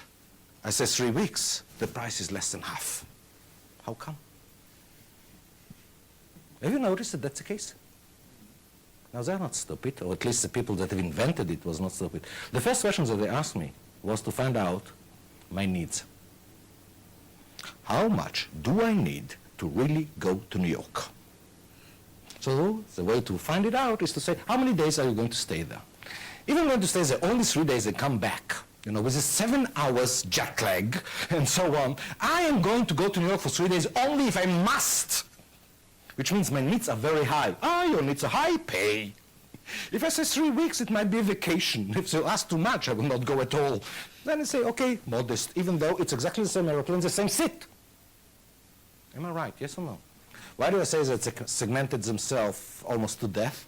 You go today to an aeroplane, any aeroplane, anywhere in the world, and ask the people around you how much they paid for the ticket. Don't be amazed. You will never find somebody else who paid the same price. They have lost any logic, anything. It becomes just a nightmare. But the concept is still correct. They are selling based not on their cost, because you are not interested in the cost. You are interested in the benefits, but based on your needs. But it looks a little bit unfair. So let me show you another example of it, which is much more fair, and then I will generalize into the whole section of this type of segmentations. And the example that I want to use is something to prove that, yes, I am conducting my affairs according to TOC as well. So the example will be this program, this 8-session program. If I'm going back to the graph of distribution of my market, I can see immediately that my market for this program is very diverse. For example, at the low side, there are individuals who want to see this at 8 sessions just to increase their understanding about how to run a company. As individuals, they are definitely not willing to pay $10,000 for it, even though sometimes they pay it for the university for who knows why. That's another story. This is a low end. If I'm looking in the middle, there is another section. These are companies that already realized that one of the major problems is the fact that right below the top level, managers do not see their company as a whole. They see their function, their silo, and the communication between the departments is horrible. And what they're looking for is something that will enable a common language throughout all the departments. My eyes, in order to achieve it, they need to put something like 15% of their employees through this program. And yes, they will achieve it. They will get the common language. This is definitely companies that their perception of value correctly is much, much higher than I want to know for myself only. Because the benefits are huge. And there is a third type of company. Companies that believe that their biggest assets are their employees. Really believe in it, not just saying it as lip service. And they want that everybody in the company will be able to judge his actions and decisions according to the impact of the whole company. They're talking about a culture change. For that, they want to put everybody through it. Now, we are talking about companies which their perception of value is here. It's not anymore just to correct some problem like communication inside. It's to change the whole culture of the company. Do you see the diversity? Now, if I will offer these tapes, and yes, you know that this is not just a live, but somewhere in the trucks they are taping it. What price should I put on it? You see, whatever price I will put on it, I am in this situation. Some of it I'm not exploiting. Some of it I am causing people to say I will pay too much, and some of it I'm trimming out, no matter what's the price. So how do I segment the market? I'm using something that says what you want is not the physical product, but the use of the product. How are people paying for this service right now? They're paying per user. A price, a modest price, or not so modest, per user. if I will not sell the tapes, but I will sell viewing right per user. The difference is that once you paid for it, you can see it second and third and fourth and fifth time, because it's obvious now, more and more, that to see it only once is not enough. If you are serious about implementing it, then what happens? The ones that want it just for themselves will have to pay a modest price. The ones that want it for 10% of their company will have to pay more. The ones that want it for the whole company will have to pay more. But now I can be generous. And what I'm saying is, if you want it for a whole culture change, I will reduce the price even more because it's my interest now. And that's exactly how the tapes are going to be offered. Have you noticed? Do you feel that it's unfair? No. Have I segmented the market? Hello, same product. Yes, I did. Was it my idea? No. This is a generic idea that the first time that I've succeeded to understand what the company is doing was by companies that have contributed tremendously to marketing. It's called Xerox. When Xerox came with the Xerox machines, they faced exactly the same situation. Some people need to make copies of 3 or 4 pieces of paper a day. Some other people need 5,000 copies a day because otherwise the office cannot operate. What do you do now? Whatever price you will put for the Xerox machine, you are in this horrible situation. What did Xerox do at the beginning and still now for the big machines? You know? They didn't sell the Xerox machines at all. They said, we will install the machine in your place. We will take care of the maintenance and so on. You are paying by how many copies you've done? 0, 0. 1,000 per 1,000. And yes, the more you pay will give you less per copy. Have you noticed what they've done? They've segmented the market without any feeling of unfairness, without any hesitation, because if somebody that pays Xerox $20,000 a month for copying is meeting now somebody who pays $50 a month, they said, of course. How many copies have you made? 3? Is it understood? Yes or no? As a matter of fact, this is one of the most powerful ways to induce segmentation. If you have a very wide spread of needs, think what really your client wants. Your product or the use of your product. And if it is the use of the product, why do you shove down their throat your product? Why don't you sell the use of your product? And because by that, you have created a segmentation. Is it understood? Yes or no? Many times it works, not always. What I want to emphasize is there are some more generic approaches. Let me describe another one. Very generic approach, which exists whenever you find yourself in relatively complicated products, and the pressure for the market is so big that you have already a whole spectrum of these products, from very simple to more and more complicated. Okay? There are many, many companies which are in this type of products. The mere fact that the market demands a whole spectrum of product, what does it mean? It means that some portion of the market have little needs, and because of it are willing to pay little, and of course what we do today is we are giving them the simple product. Some other portion has more needs, and because of it, he is willing to pay more, and we give him a more elaborated product, and so on. Is it understood? Yes or no? But still, per each section, we are giving a price. So even though we're in a better situation than to give only one price and one product, okay, we still are averaging over major chunks. Another company, major company, have showed how to segment it beautifully. That's another company that contributed enormously to marketing. And I'm talking about the company IBM. Did you ever heard about the Big Blue? Let me show you the situation that they were in, situations that exist in many, many industries, especially when you are not dealing with a commodity but some more complicated product. Let's not talk about IBM per se, let's talk about some generic example. Suppose that the situation that you are facing in your company is the following. If you're looking on your market, you find out that you can, in gross terms, talk about three segments of the market. One, which is the high end, the high echelon of the market. Can I have the description of the market? Fine. One is the high echelon of the market that won't really, their needs are very big and they need a really full blown up system, and they are willing to pay, let's say, $1 million for that. Another segment of the market doesn't need so much, they need a decent product, and they're willing to pay $500,000 for it.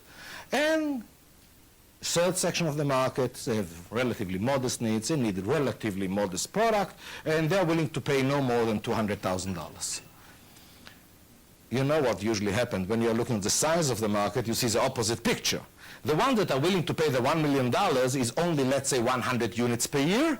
And the ones that are willing, the second one is, let's say, 300 units a year. And the ones that want only 200,000 maximum is, of course, the majority of the market, let's say, 800 units a year.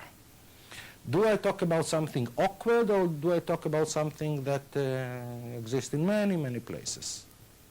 Of course, it's quite generic. Now, how does companies look on it? They are looking on it as if product by product. Now suppose the following, I will impose some limitation here. Remember, there is usually, unless you are IBM, there is some limit on the resources that you have, including the resources of money and people that you can put in development. And suppose that, and here I'm reading from page 126, suppose the situation is that the development expense for the top unit is $80 million. Oh yes, development costs a lot of money.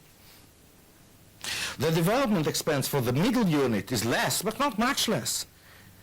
It's 60 million, and the development expense for this unit is 40 million. Okay? The production for the top one, 100,000. I'm talking about raw materials and whatever way that you're calculating it. For the middle one, 90,000, and for the small one, 80,000. Yes, if you notice the differences in prices in the market are much, much bigger than the actual production. Okay, if it is this, if I have to put another sophisticated circuit there, yes, I have to develop it, and that's the big money. But in terms of raw material and labor, it's not much more in a sense. Here are all the facts, except for one thing, which is suppose that we are not IBM and we put a limit. Your available budget for development is only 100 million. What would you do?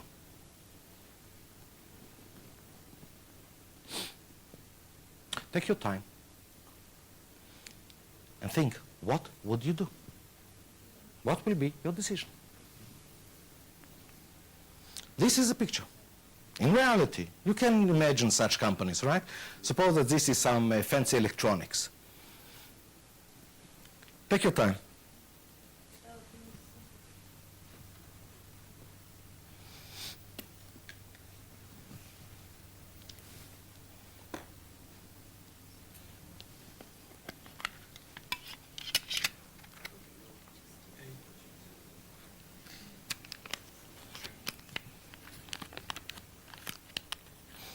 What I want to show you is that you reach the wrong decision not because of time pressure, but because of mental blocks. Because, if I'm not mistaken, right now the debate in this room is, should we do A or should we do B plus C?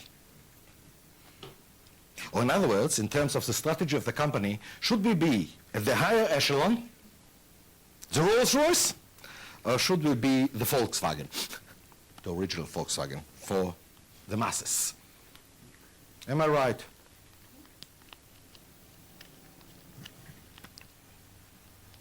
Well, IBM found themselves exactly in this situation.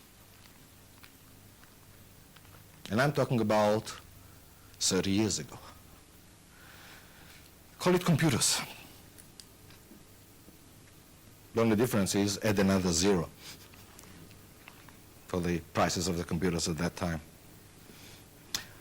What was IBM's decision? Oh, they had enough money, that's why they've decided to do A, B, and C? Nah. You don't become the giants that is controlling 70% of the market by making such stupid decisions. They took into account another factor in reality that I haven't mentioned. So let me call it, oh, by the way, I forgot to tell you something. Oh, by the way, what I forgot to tell you is that in this type of systems, if you have the top product, it's very easy to sabotage it to be the middle product or the lower product, to kill its performance. By the way, you didn't know about it? Oh yes, you knew. So I didn't forget to talk about it. Now what have they decided? They've decided to do something which is so awkward. They've decided we are going not to develop A, B, and C. We are going to develop only A. And then we are going to provide B and C as well by sabotaging the product down. Do you know how they've done it usually? By putting another wire that delay the processing time, that decay the performance. So what happens? A client that want product A, product C, this product for only $200,000, that they could have produced for $80,000, they've given this client a product for $100,000. They gave him the top echelon, plus another wire that decays the performance. Are you with me, yes or no? Does it make sense to you? Does it make any sense? Oh, it must make sense because IBM was so profitable. Do you know what that's what they've done. Then they said, very simply, we've developed this series of computers. You have money only for that? No problem. We'll sell you the lower part. As a matter of fact, you got the whole computer. Plus, on top of it, another wire. Then, a year later, you had more money. You wanted upgrade. They had something called field upgrade. Do you know this expression, field upgrade? It means I'm not going to send you a new computer, the better one. I will send you a technician with a cutter to cut the wire. Now let me ask you, does it make sense? How much was the development? They had to develop only A.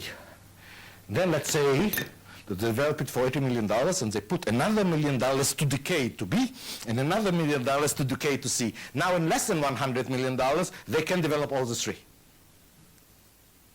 Correct? Now let's look what is their bottom line, do the calculation, even though per each product that is not the top product, in production they are paying more. Much smaller number. But look on the huge benefits. What about the clients who will want an upgrade later if you would have produced B and C alone? Now you cannot get the upgrade. And even if you produced A, B, and C, and now he bought B, now you have to take it back and give the A. A whole mumbo jumbo. Is it understood? Yes or no? Much better to cut. That's not the only advantage. Look on the other one. What about the fact that engineers prefer to develop the top of the line? Show me an engineer that knows that somebody is developing A and he is in the team that develops C. I'll show you an engineer which is not happy at all. And remember, that's a problem to attract the best. And IBM, due to that policy, didn't have any problem to attract the best engineers. More. What about the fact that it is much easier for the logistical system, for the purchasing, for production, for distribution, because actually you are carrying one product rather than three? Is it understood, yes or no? How much money is saved here? How much money is reduced from inventory due to that? Mammoth! More than that. What about the fact that it is much easier for service and maintenance? Our service engineers, how many computers they have to learn now? One. Do you see how much sense it makes? Enormous sense. By the way, look on the client. When he's getting an upgrade, he doesn't have to learn a whole new computer from scratch, which is a huge advantage. He doesn't have to transform the programs and it's fully compatible. You know the fully compatible legend, okay? Here's the same computer, it is fully compatible. It's only advantages. So let's look back what's actually done and let's generalize it. Let's go back to the profile of the market. Actually what we see is the following. They had this situation. They had a market that had low needs, and that's why they were willing to pay less. A middle market and a big market, and the upper echelon market. They've decided we are going to do segmentation not by offering different products, but offering the capabilities of the product, the same product. You are buying the capabilities of the product. That's what you want, right? The capabilities? Fine, we sell you the capabilities. Nothing to do with our cost. So we will give you the box with all the capabilities inside. How much you paid? For this and this and this capabilities, that's what we release you. You want another capability? Fine. And because of it, not only 3 products were offered, but a whole spectrum of 7. Is it understood? Yes or no? Perfect sense. Which means, when you are dealing with such a case, and your product is not a commodity, but sophisticated, think in segmentation in terms of what they are buying is the capabilities of the product. And that's what I'm going to sell in the sense that it might be the same product with all the capabilities. That's not what they're paying for. They are paying for the capabilities that I have opened for them to use. Is it understood? If you look on it, you'll find out that there are other companies that have done it. Unfortunately, most companies are not learning from it. Not even IBM from itself, currently. The generation of the giants have gone. So let's see again.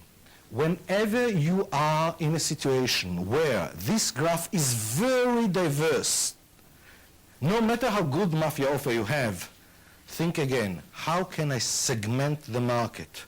And at the same time, stick it hard in your head. I want to segment the market without segmenting my resources. That's crucial. In IBM, did they segmented also the development? Yes, there is a market, they want this product, better product, better product. Did they have 3 development groups? No, they had 1. They didn't segment the development. What about the production? Yes, we can produce it for 80. We will produce only for 100 and downgrade. We are not segmenting the production. The same thing in distribution. We are not segmenting the distribution, and the same thing in service. The strategic rule that comes out is segment the market, not the resources. We will see, once we are arriving to the last session, where we talk about strategy and tactic, to what extent this rule is an absolute key. Because when you're dealing with strategy, your basic assumption must be, I don't know how the market in the future will behave. Nevertheless, I must have a flourishing company also in the future, which gives a total different interpretation towards the meaning of good strategy. You'll find out that this sentence, demonstrated now, becomes one of the 3 keys in building a new strategy. Is it understood? Fine. Let me recoup what we've described so far. The thing that you must chase out from your mind is the perception that I have about my product is the correct perception. And my perception is the more investment in the product, the more the market should pay me. And if they are refusing to pay me, I will bitch and moan about unfair competition. That's usually the case everywhere in the world. Forget it. Instead, what you have to tell yourself is the perception that really is important is not my perception. It's the perception of the clients. And the perception of the clients have nothing to do with how much effort and money I'm putting in my product. The perception of the clients is to what extent they are going to reap benefits if they buy from me the product. That's what really counts.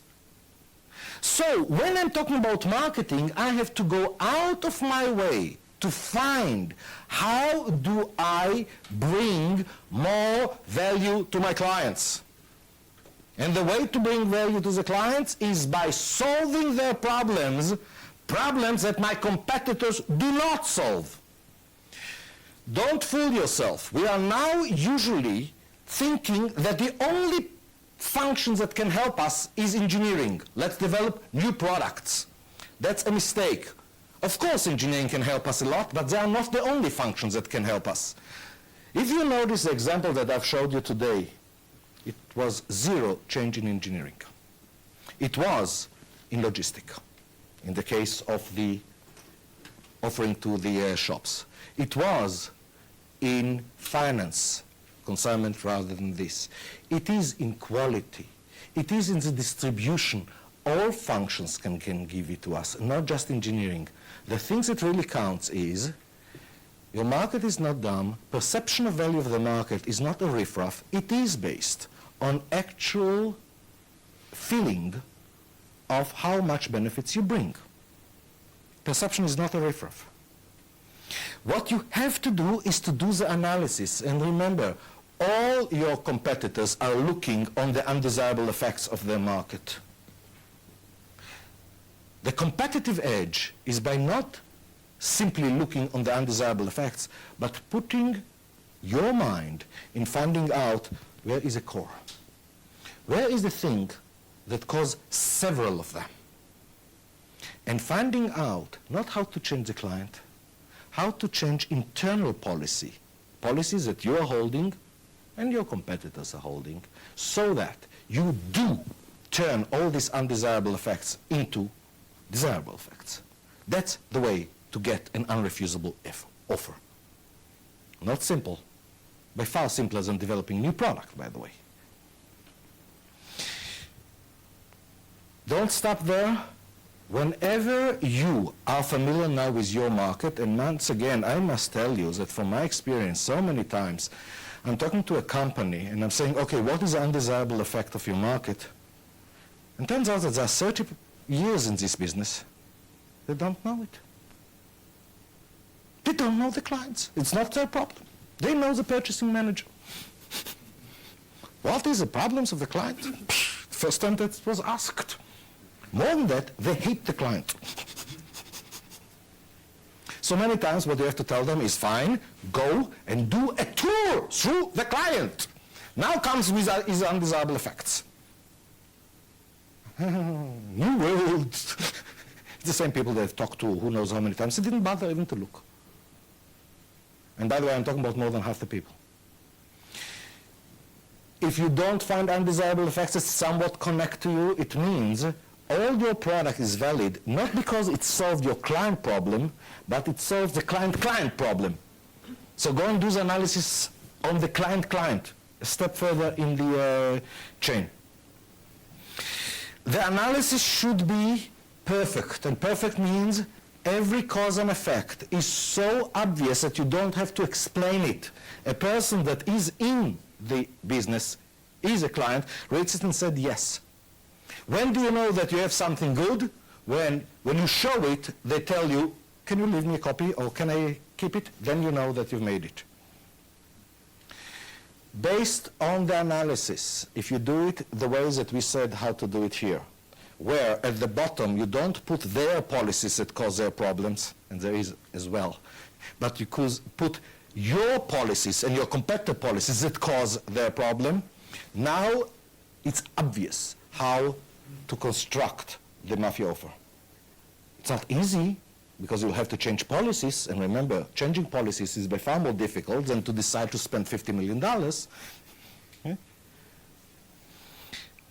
It's obvious which policies you have to change. you have to do it rigorously. First of all, you write down how, from these new policies, the undesirable effect of your market will be turned into desirable effect. Then spread it inside your company, you'll get all the yes buts. By the way, all the negatives that will come back are not negative for your clients. It's negative for you. That's what will enable you to polish your offer. Otherwise, your offer is crap. Sorry, my language. Okay? That's how you do it. Once you do that, you will realize whether or not you are in the situation where the needs are very diversified. If the needs are very diversified, on top of it, find a way to segment the market. And remember the meaning of segmentation. Good segmentation always is associated with less segmentation internally, more segmentation externally. You segment the market, not the resources. This should be etched in your mind. Is it understood? Yes or no? Otherwise, you can complicate yourself to death, like the airlines have done. They complicate themselves to the nth degree, and they suffer from it badly. Who should participate in that? Marketing. Who should they call on? Everybody. But there should be people who are doing it and doing it constantly. Why constantly? Because no matter what offer you give to the market, no matter what competitive edge you've won, it's temporary.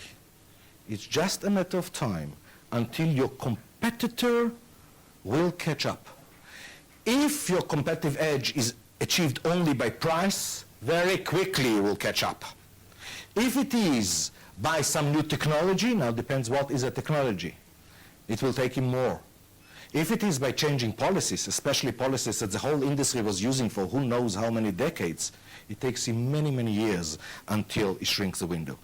That's not enough, because when we will go to the section about strategy and tactic, I will show you that once you become really good doing all of that, and now you have the time, how do you work on opening a competitive edge that will last minimum 10 years? Not easy at all. You need time for that. This is not like this, what I'm telling you here, that you can do in 2 weeks. Okay? This takes much more time. But that's, the companies that have done that are the gorillas.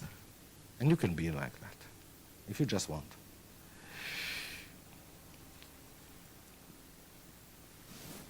Choose. Do you want to complain that you don't have enough sales? Do you want to complain that competition is unfair? Or do you want to build a mafia offer? An unrefusable offer.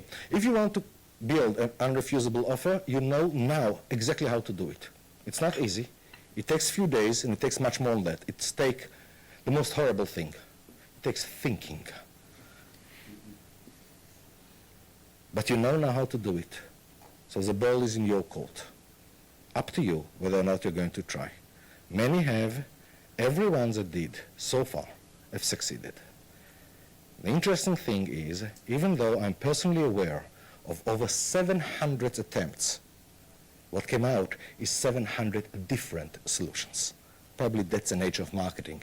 Not like in productions, that every time that you do the analysis, no matter what the environment, you come up with drum, buffer, rope, and buffer management. In marketing, every time that you do the analysis, you come up with another solution. Unique. So it's up to you. Will you do it? I hope. Well, the time has come for questions and answers. Let's see. Let's see what type of questions. Don't ask me to develop for you the mafia offer. Javier from Caracas. Javier, Caracas, please. Yes, Dr. Goldberg. Hi. Hi, how are you? I'm fine. How are you? Doing great, doing great. Excellent course. Thank you. Well, what's your question? Okay, the question that I have is related to the reality that we live in Venezuela and some other Latin American countries where we have inflationary economy. And basically, it's besides the undesirable effects that our policies impose on our clients, we have the market that contracts because of the changes in the economy, reducing the purchasing power of the consumer, and we have to deal with it. So how should our marketing strategy or focus should be adjusted using TOC to deal with this? You see, you are in a better situation than others. Yes. Simply because the problem of your clients are bigger than the problem of clients, for example, in France or the States. And because of it, a combination of a mafia offer, which is a combination of one of the traditional functions like logistics or distribution or engineering or production, together with some innovating finance, will have much more appeal to your clients than in other economies. Remember the two factors that you're really different than others.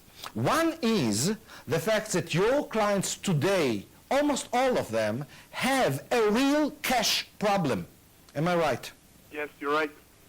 There is another thing, which is every day that you can cut from the payables is real money for you. You see, if you're talking with Americans and they will, you will ask them, what is the value of getting the money from my vendor a month earlier? They will say, okay, interest rate per year is 4%. If I'm getting it 1 month before, it is how much in hyperinflation is 1 month? Sometimes your entire profit. Am I right? Right. Which means these two factors enables you to do mafia offers which are by far more attractive than if you are not operating in that environment. Well, I know so much about it, not just because I worked in a lot in Brazil when they have it, but because I'm an Israeli. And we know very well what's the meaning of 400% inflation per year. Right. And we have learned how to live with it. After that, we succeed to bring the inflation down to 5%, which I hope Venezuela will succeed as well. But let me tell you one thing. In that environment, if you know, if you are really internalizing what I'm saying, that's the time to do the fortune, because you are competing against, how shall I say it, bewildered wild kittens. Just think about that. And remember, in your mafia office, in your environment, the financial part must be very, very dominant. Two things. The undesirable effect of your market, which is cash, your desirable effect to reduce the payables. Right. And now, if you will take your own company's thing and do it, do you mind to send me the mafia offer that you will come up with? Okay, sure will. And then I will tell you how to even improve on that. Okay. Thank you very much, You're Dr. welcome. Goldberg. You know, it's amazing, because the first reaction is, we are different. For us, for our product, there is no mafia offer. I haven't seen one single case like that yet. It's amazing to what extent the room for mafia offers is huge. I start to think if anybody thinking there. Luis from Porto Alegre, Brazil. Hello, Dr. Godred. Hello. By the way, what is inflation currently in Brazil? Now it's get down to 10% a year. Nothing. Yeah, nothing. Thanks God. True. Listen, Dr. Godred, I'm the facilitator of the site, and we have a question from one of the attendants who works for retail shops, 5 shops. They sell footwear, and they just received an almost mafia offer from one of the vendors. Somebody thinking there. Yes, and what's the problem? And the question is, the mafia offers, as similar as you suggested, they just have to pay the products when they sell it. But, and there is a big but, they ask to this shop to be an exclusive vendor of their products. So the question is, what do you do when you receive an almost mafia offer? You put since you know that if you will agree to this exclusivity, it will hurt you. On the other hand, the mafia the offer is so good that you want to do it. In other words, you are in a dilemma. You are in a cloud. What you have to realize is that if one link in the chain is suffering, the other links in the chains are suffering as well. In other words, you have to find the cause and effects that connects the fact that if you will give them exclusivity, you will be jeopardized. You have to connect it to the fact that they will be jeopardized as well. Let me give you an example of it. For example, if you are a shop that sells only one company's product, you will attract to the shop usually less clients than if you are selling a bigger variety. They will say, fine, you attract more people to the shop, but what we are interested is not how many people you attract to the shop only, but how many of them are buying our product. It might be that you can persuade them that you will give them the most dominant display area, but still you will offer the others. So from one hand side, more traffic will go into the shop, but a bigger percentage of this traffic will buy their merchandise. If you can construct excellent cause and effect with some injections of how to do it, you may be able to persuade it. And then you enjoy, and the vendor enjoys even more. Remember, what the vendor wants is to sell more through these 5 shops. He doesn't want that the others will not sell. Who couldn't care less about that? What he wants is that he will sell much more. If you show him that by not giving exclusivity but giving other things, you are increasing the total volume of the sale, you have a good chance of persuading this vendor. Especially when, if he came with a mafia offer already to you, it means he's thinking. So he does listen to logic. Have I made myself clear? Yes. If you succeed, please send me the trees. If you don't succeed, definitely send me the trees and I'll show you where's the mistake in your trees. Yes, certainly will do it.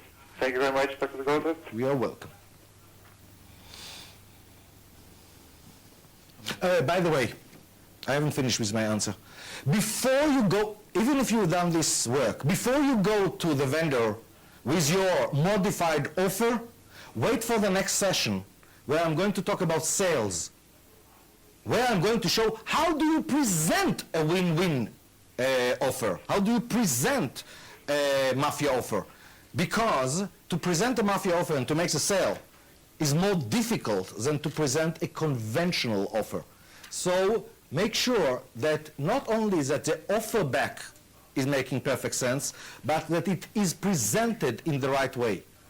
Anyhow, it will take you more than a week to prepare all the work. Fine? Yeah. Thank you. Thank you very much. And now, Amadeo from Spain. Yes, hello, Dr. Goldert. Hello. Nice talking to you. Nice talking to you. As a matter of fact, let's wait for your questions, then I will decide whether or not it's nice talking to you. All right. Well, first of all, I would like to say that perhaps the reason why I need to make the question is because we hadn't heard about this methodology you've presented today.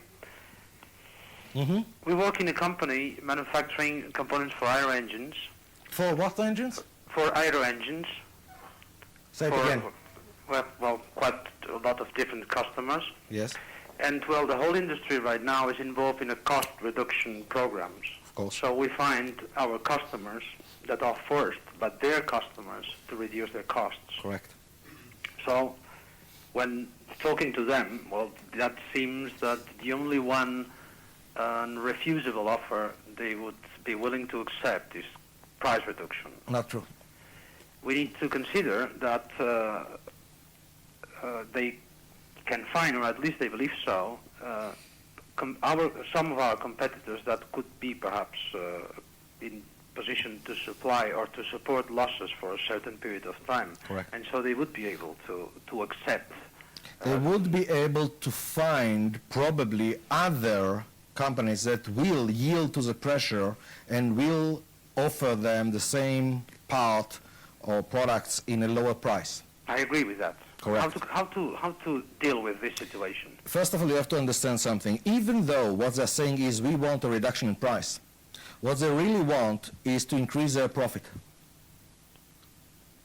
I agree with that, but how do... Well, somehow, in their minds, it's synonymous.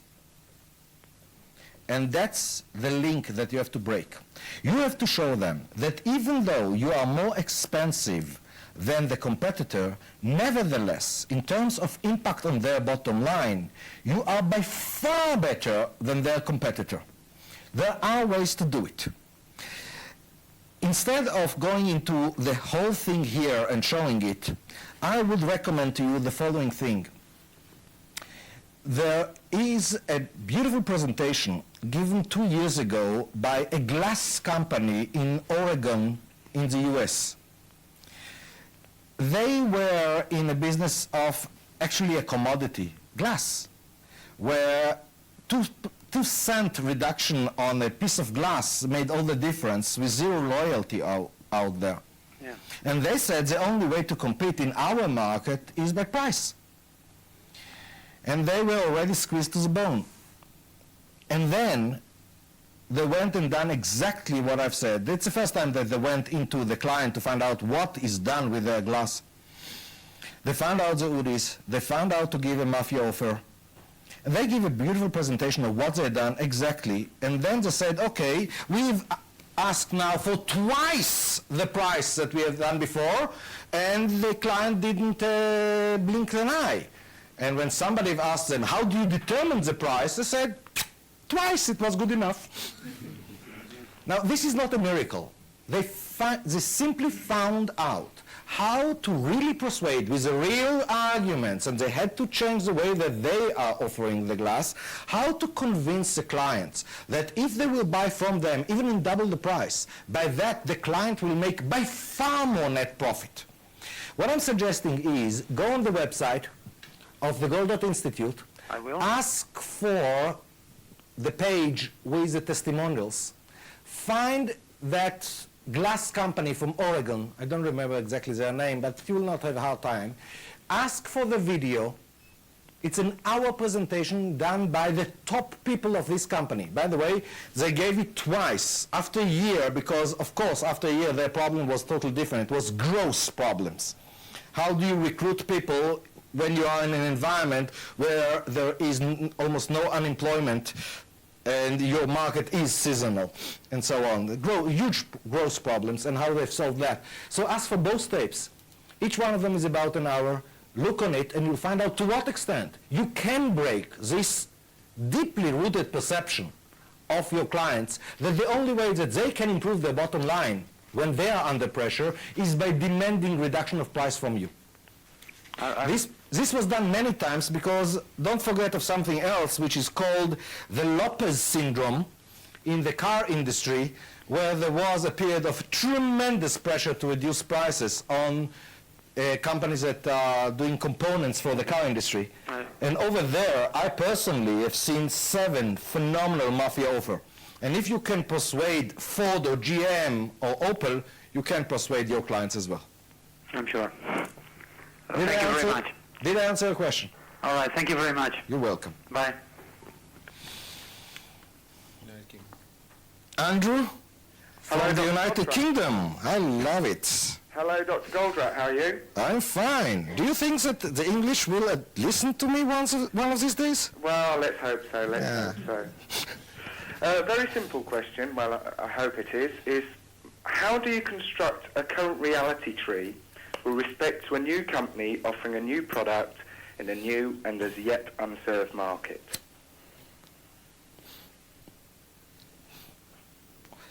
You know, the problem there is more difficult, as you suspected, than in the conventional way, simply because you have more degrees of freedom. It's not that you have less knowledge about the market. You don't have full knowledge, but so it is when you are servicing a market for 30 years. You don't have full knowledge. Don't fool yourself. But you have more degrees of freedom. And because of it, you have to do more than one analysis. Right? In a case like that, Dale Hull have conducted such a thing with a company, and they have originally identified 7 different markets for their product. And they've done the analysis on all the 7 of them, and only then decided, okay, these 2 we will start, then we will move to that market, and the other 4, even though it's very nice, already the constraint is not the market, so who cares? So you might need to do more than one analysis. Right. The analysis is done exactly the same way, except for one thing. Many times you'll find out that you cannot find the UDIs, the undesirable effects, Yeah. simply because they don't exist. Well, that's The engineers are so in love with the technology, it's a beautiful solution, and they're blind to the fact that there is no problem. right. In that case, it's much better to find it before you invested the millions and millions of pounds until you find out that that's not the market. Yeah. My suggestion to you, Yeah. in such a case, get an expert. Okay. For all others, that you are not with such a multitude of freedom, and you want to know more how to write such trees and so on, the best book about it was not written by me. It was written by Lisa Shankoff, and it came out into the market 2 months ago. Right. It is called Think for a Change. Right. What a nice double meaning. Okay? I highly recommend it. Okay, I'll delve into that. Okay, thank you Thank for you. your help. And the next question is... Okay.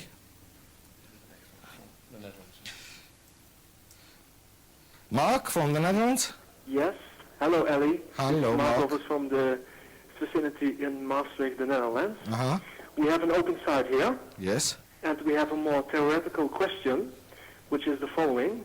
Assume that we have an offer for the last link in the total link. You understand what I'm talking about? No. Say it again and slowly. Assume that we have a mafia offer for the last link, the shops. Yes. Yes? And in between the shops and our position, there are more links. Yep. Yes? Yes. The question now is, how do we get them to collaborate to make the offer work, especially because their policies, the policies of the links in between, could block the behavior we would like to change with the mafia offer in the last link. Absolutely. You understand what I'm talking about? Oh, yeah. You are absolutely right that this is very difficult, especially if you have more than one link in the middle. See, if you have one link in the middle, the way to do it is, first of all, listen carefully to my next session of how to do a sale, otherwise you are lost, for sure. But then, his undesirable effect that you are really addressing is more throughput without more operating expense, which is usually enough to convince a company. He will collaborate with you, at least in the attempt to see whether or not his clients are willing to buy your offer. And only then he will start to consider whether or not to change his policies. If you have two links in the middle, maybe you are much better than I. In the very few cases that I've seen it and I've tried, I failed. I simply failed to convince them. Oh, yes, I was mad, and I blamed them for being stupid and so on. Doesn't matter, I failed. So the only way out then is to go back to the drawing board and to find another mafia offer, which is not as beautiful, but which is much, much easier to sell to your next link in the chain.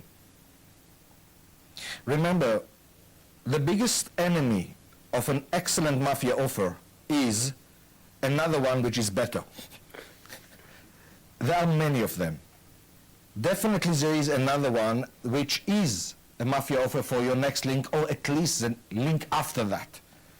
It's still true that the mafia offer may be to the end consumer, but the efforts to convince all the links to collaborate is so big, especially when you are asking them to change policies that were always in these companies.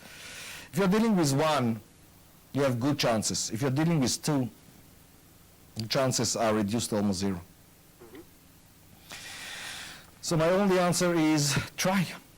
Try to construct another mafia offer, but when this time you forget simply the ones that you have, and you are starting from scratch looking on the undesirable effects of the link that you directly serve. There is one. Yes. And the other one, put on the shelf. Simply, if you convince the next link and it does help him, then it will be easier next time when you're coming with a new offer to have him on your side. You've built trust. He knows already to listen to you because he made so much money from your offer. It's easier. But to do it in one jump, well, Rome was not built in 1 year. That's the best I can give you, sorry. Okay. By the way, Ali, Yes. we still have to talk about chaos, you know? If you want, why not? Okay. One thing I will tell you, chaos means excellent order. Different order that we're used to, but it's superb order. Most people don't realize it. Okay. Thank you. You're welcome. Jeffrey from Mexico. Hello, Mr. Goldwright. This is Jeffrey calling from Volkswagen Car Company in Puebla, Mexico. Hi. By the way, did you got my email about Yes, what we did. Thank you very much, but we're anxiously waiting for your definite answer. Excuse me? We're anxiously waiting for your definite answer. Ah, thank you very much. So to bring everybody in to the game,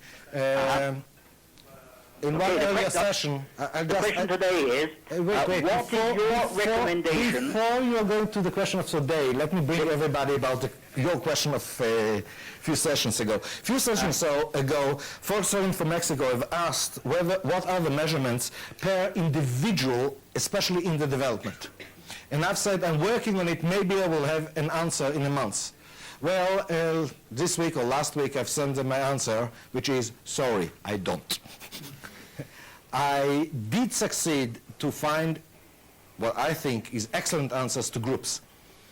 But when you bring it to the individual, especially in cases where it's a lot of creativity and it's hard to separate who have contributed what, I gave up. More than that, the only thing that I found out is how dangerous it is, the whole topic, because it's not enough what you give. People are not looking just on the absolute bonus. They are looking also at the relative bonus. And this is a horrendous problem. For example, you've done very nicely this year, you have $10,000 bonus. Hooray! Tomorrow you find out that that idiot that you're carrying on your back got $12,000 bonus. All of a sudden you forgot from your bonus of $10,000. You are mad that he got more. This is such a huge problem. And sorry, I don't have an answer. Maybe one of these days we'll find it. I don't have it right now. So that was on the previous question. Now, what is today's question? Are you going to embarrass me again with the questions that I don't know to answer? Go ahead. Right, let's see if we have better luck with this one. Thank you. The question is, what is your recommendation for changing the politics of a company to take care of frequent and changing demands in the market?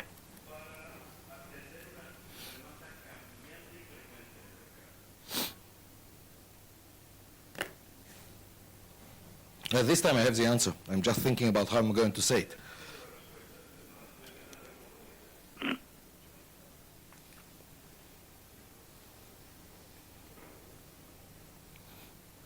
It's not a cop-out. But my answer is, please ask me the same question at the end of next session. Because next session is about sales, and most of it I will devote to the subject of internal sale. What is an internal sale? When you are trying to convince your company to change a policy is an internal sale. Most of the next session I will devote to internal sales. Based on that, if you will still have questions, I will be happy to answer. What you're asking is a problem that I've dealt with so many times in the last 15 years. There are excellent answers for it, but rather than shooting it from the hip and devoting it to now 3 minutes, since I'm going to devote to it about 1.5 hours in the next session, why won't you ask me next session? Can you wait another week? We'll do that.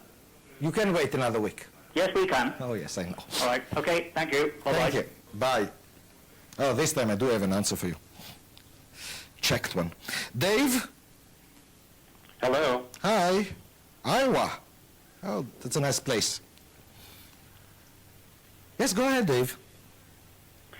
How can a university differentiate itself through marketing? Ha ha ha. You are the one who are asking me? You are the one who are doing it already. But this is an excellent question. How can a university differentiate itself? Well, the university is providing a service. That's obvious. Do they satisfy the market needs? To some extent. If the market needs is to have the title, I finished university, then the university is satisfying the market needs. If the market needs is a little bit more, we have a problem here. You know my opinion very well, Dave, about, for example, business schools. Yes, you wrote a book about it. I wrote a book about it, but let's expose everybody to it.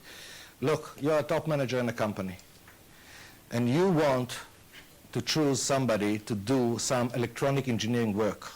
Your first question will be, have you learned electronics? Have you finished? What degree do you have in electronics and so on? Do you have an engineering degree in electronics? And this will be quite a decisive thing in your decision. In other words, to take somebody who does not have any degree in engineering relative to somebody you do have, you need to have some compelling arguments. Well, if you want to choose a manager, and you have one that has the MBA and one that doesn't have the MBA, just have 15 years of experience, who do you choose? Which tells you to what extent universities in business schools are doing a good job. It's horrible. You are fighting with it as well. You know my opinion. I wrote also the solution in my book, Critical Chain. Most people think that Critical Chain is dealing with project management. Yes, it does. But it deals with another topic, in my eyes even more important, which is business schools. The full analysis of business schools, what is the core problem, why it's there, what are the wrong assumptions, how to find the solution, how to create enormous competitive edge. Part of it is you changing policies. For example, and there are universities like that already, that in their special track of MBA, which is devoted to TOC, and yes, there are universities like that today in the world. The first year we are learning all of that, including how to write trees and so on. The second year, every 2 people are going into one company, or a department of one company. They have 6 hours to question the people there. They can question whoever they want, but only 6 hours. So they have to think very carefully what they're going to ask before that. Based on that, they have to do the analysis. They have to find the core problem, they have to find the solution, and they have to convince the company to implement it. And their final degree, the final mark, is based on the actual bottom line results achieved in that company. Which means if you've done perfectly the analysis, you've done perfectly the solution, and didn't succeed to persuade the company to adopt it, you failed. Okay? And I think that that's a correct measurement for an MBA if we're talking about a manager. A manager that does not know what to change, to what to change, and how to cause a change, why do we call such a person a manager? Why don't we call him a gopher? And if universities are taking so much of our time and so much of our money to teach us, that's exam should be. Well, how many universities do you think are willing to put their student to such an exam? They don't want to fail. But because of people like you, Dave, and by the way, for you to understand, Dave, how many patents do you have? I have 6 patents. And where did you work before? At AT&T Bell Laboratories. Okay. These are the type of professors that we need. And these are the professors that will change the management schools. Thank you, Dave, for being what you are. Thank you, Ellie. One last question? Maybe last, maybe not. Mauricio? Yes? Mexico City? Yes? Good. Talk to me. Hi, Eli. How are you? I'm fine. Go ahead. Yes, here's my question, Eli. Mm-hmm. Many big companies spend millions of dollars in brand positioning. I can name a few of them. Yes. Uh, And if you run your out point of of names, view- I will add some more. Yeah. yeah. In your point of view, what real impact does a brand by itself have in the perception of value of a client? A lot. A lot. Depends what is the product, of course. But if your product is for not an individual, but for a company, brand name has enormous impact.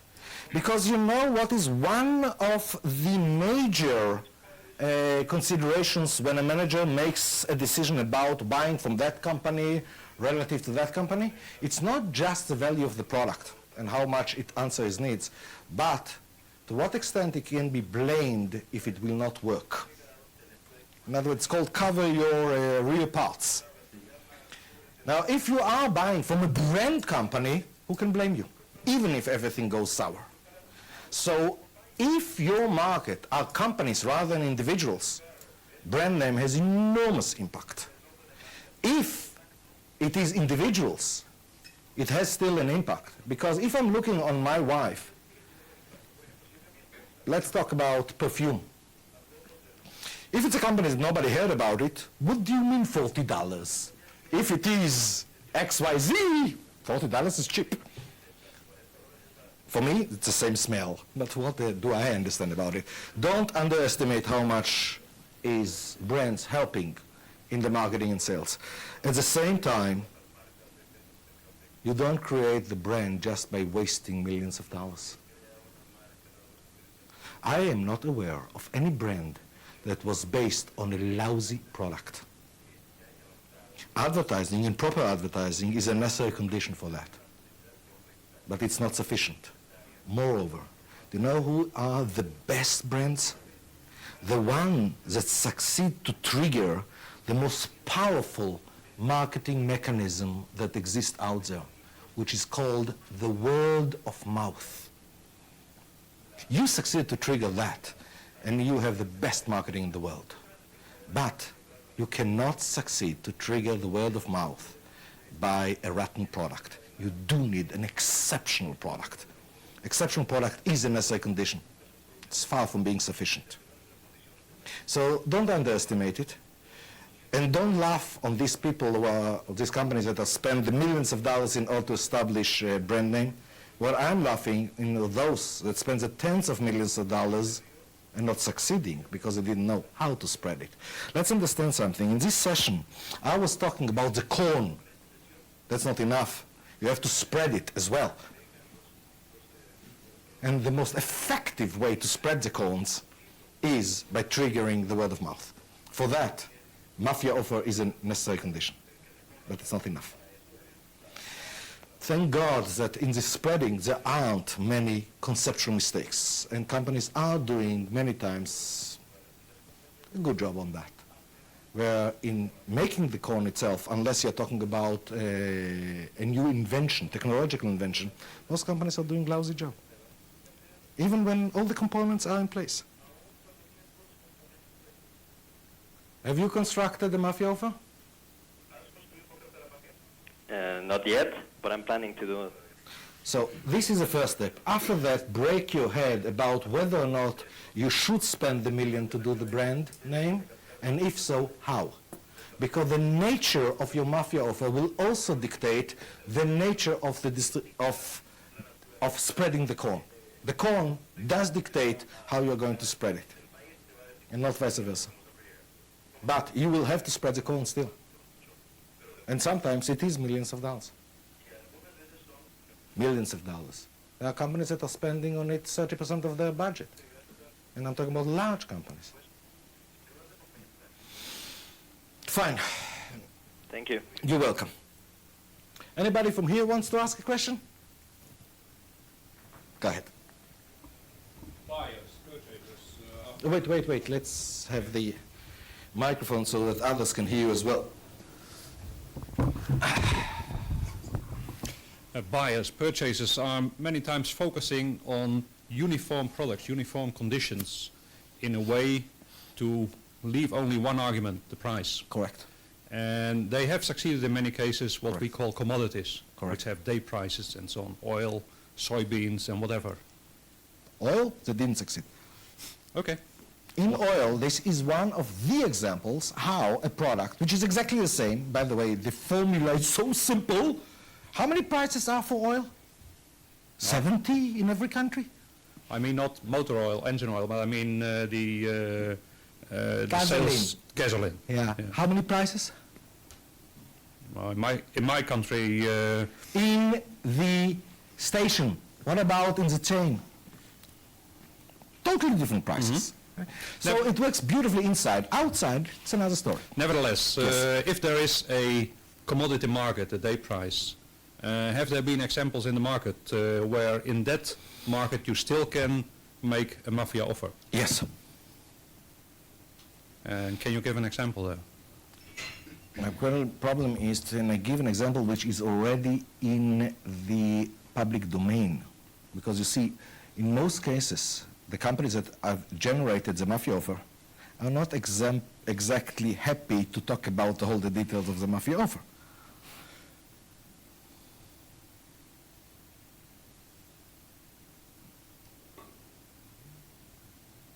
None that I'm allowed to talk about. But there are many. And there are many possibilities? Yeah. Okay. As a matter of fact, every time that anybody tries, there is another possibility. That's correct. To that extent. Okay? I personally know several of them. Unfortunately, you see, or fortunately, that's the nature of the beast, most companies are very reluctant to talk about the mafia offer. The only time that they really talk about it is when they have already the next one prepared. You see, because one of the things that the companies learn very quickly is you don't want to kill your competitors. As a matter of fact, once we'll reach the 8th session, we'll talk about the strategy, you'll see to what extent you must have your competitors, because God forbid if you are left without any competitors. And I will prove it very carefully in the strategy and tactic. These companies are careful to be one major step ahead of their competitors, but not two. Because if they will be 2 steps ahead, they can kill the competitors. So what they're doing is they are designing and implementing the first mafia offer. Now they're waiting for the competitor to catch up. In the meantime, they've already prepared everything to launch the second mafia offer, which is usually much better. But they don't launch it until the competitor will catch up. And then they start to become frustrated that the competitors are not catching up. Sometimes to the extent that they will give all the details of exactly how to do it, so that the competitor will catch up and they can launch the next step. Amazingly, to what extent, even when all the details are published, even then the competitors are not doing it, finding 1,000 excuses why they are different. So it doesn't help much. I don't know about anyone that was in the commodity business that published it. Well, the time has come to an end. What I want just to emphasize is the following. This session, without the next one, is half work. Marketing should not be separated from sales. Moreover, since the better the mafia offer, the more difficult it is to sell it conventionally. The part of how to implement a mafia offer is actually the part of how do you sell. And I will cover it in depth in the next session. I will cover internal sales, which is part of it because every mafia offer is based on changing policies inside your company, and external sales to the client. Then the next session after that, we will deal with the most important thing in my eyes, which is how do you deal with people. And then the last session is to bring everything together. More and more components are already there. I'm talking about the strategy and tactic. And then I at least can relax. I'm looking forward to it. And until next week, thank you very much for your time.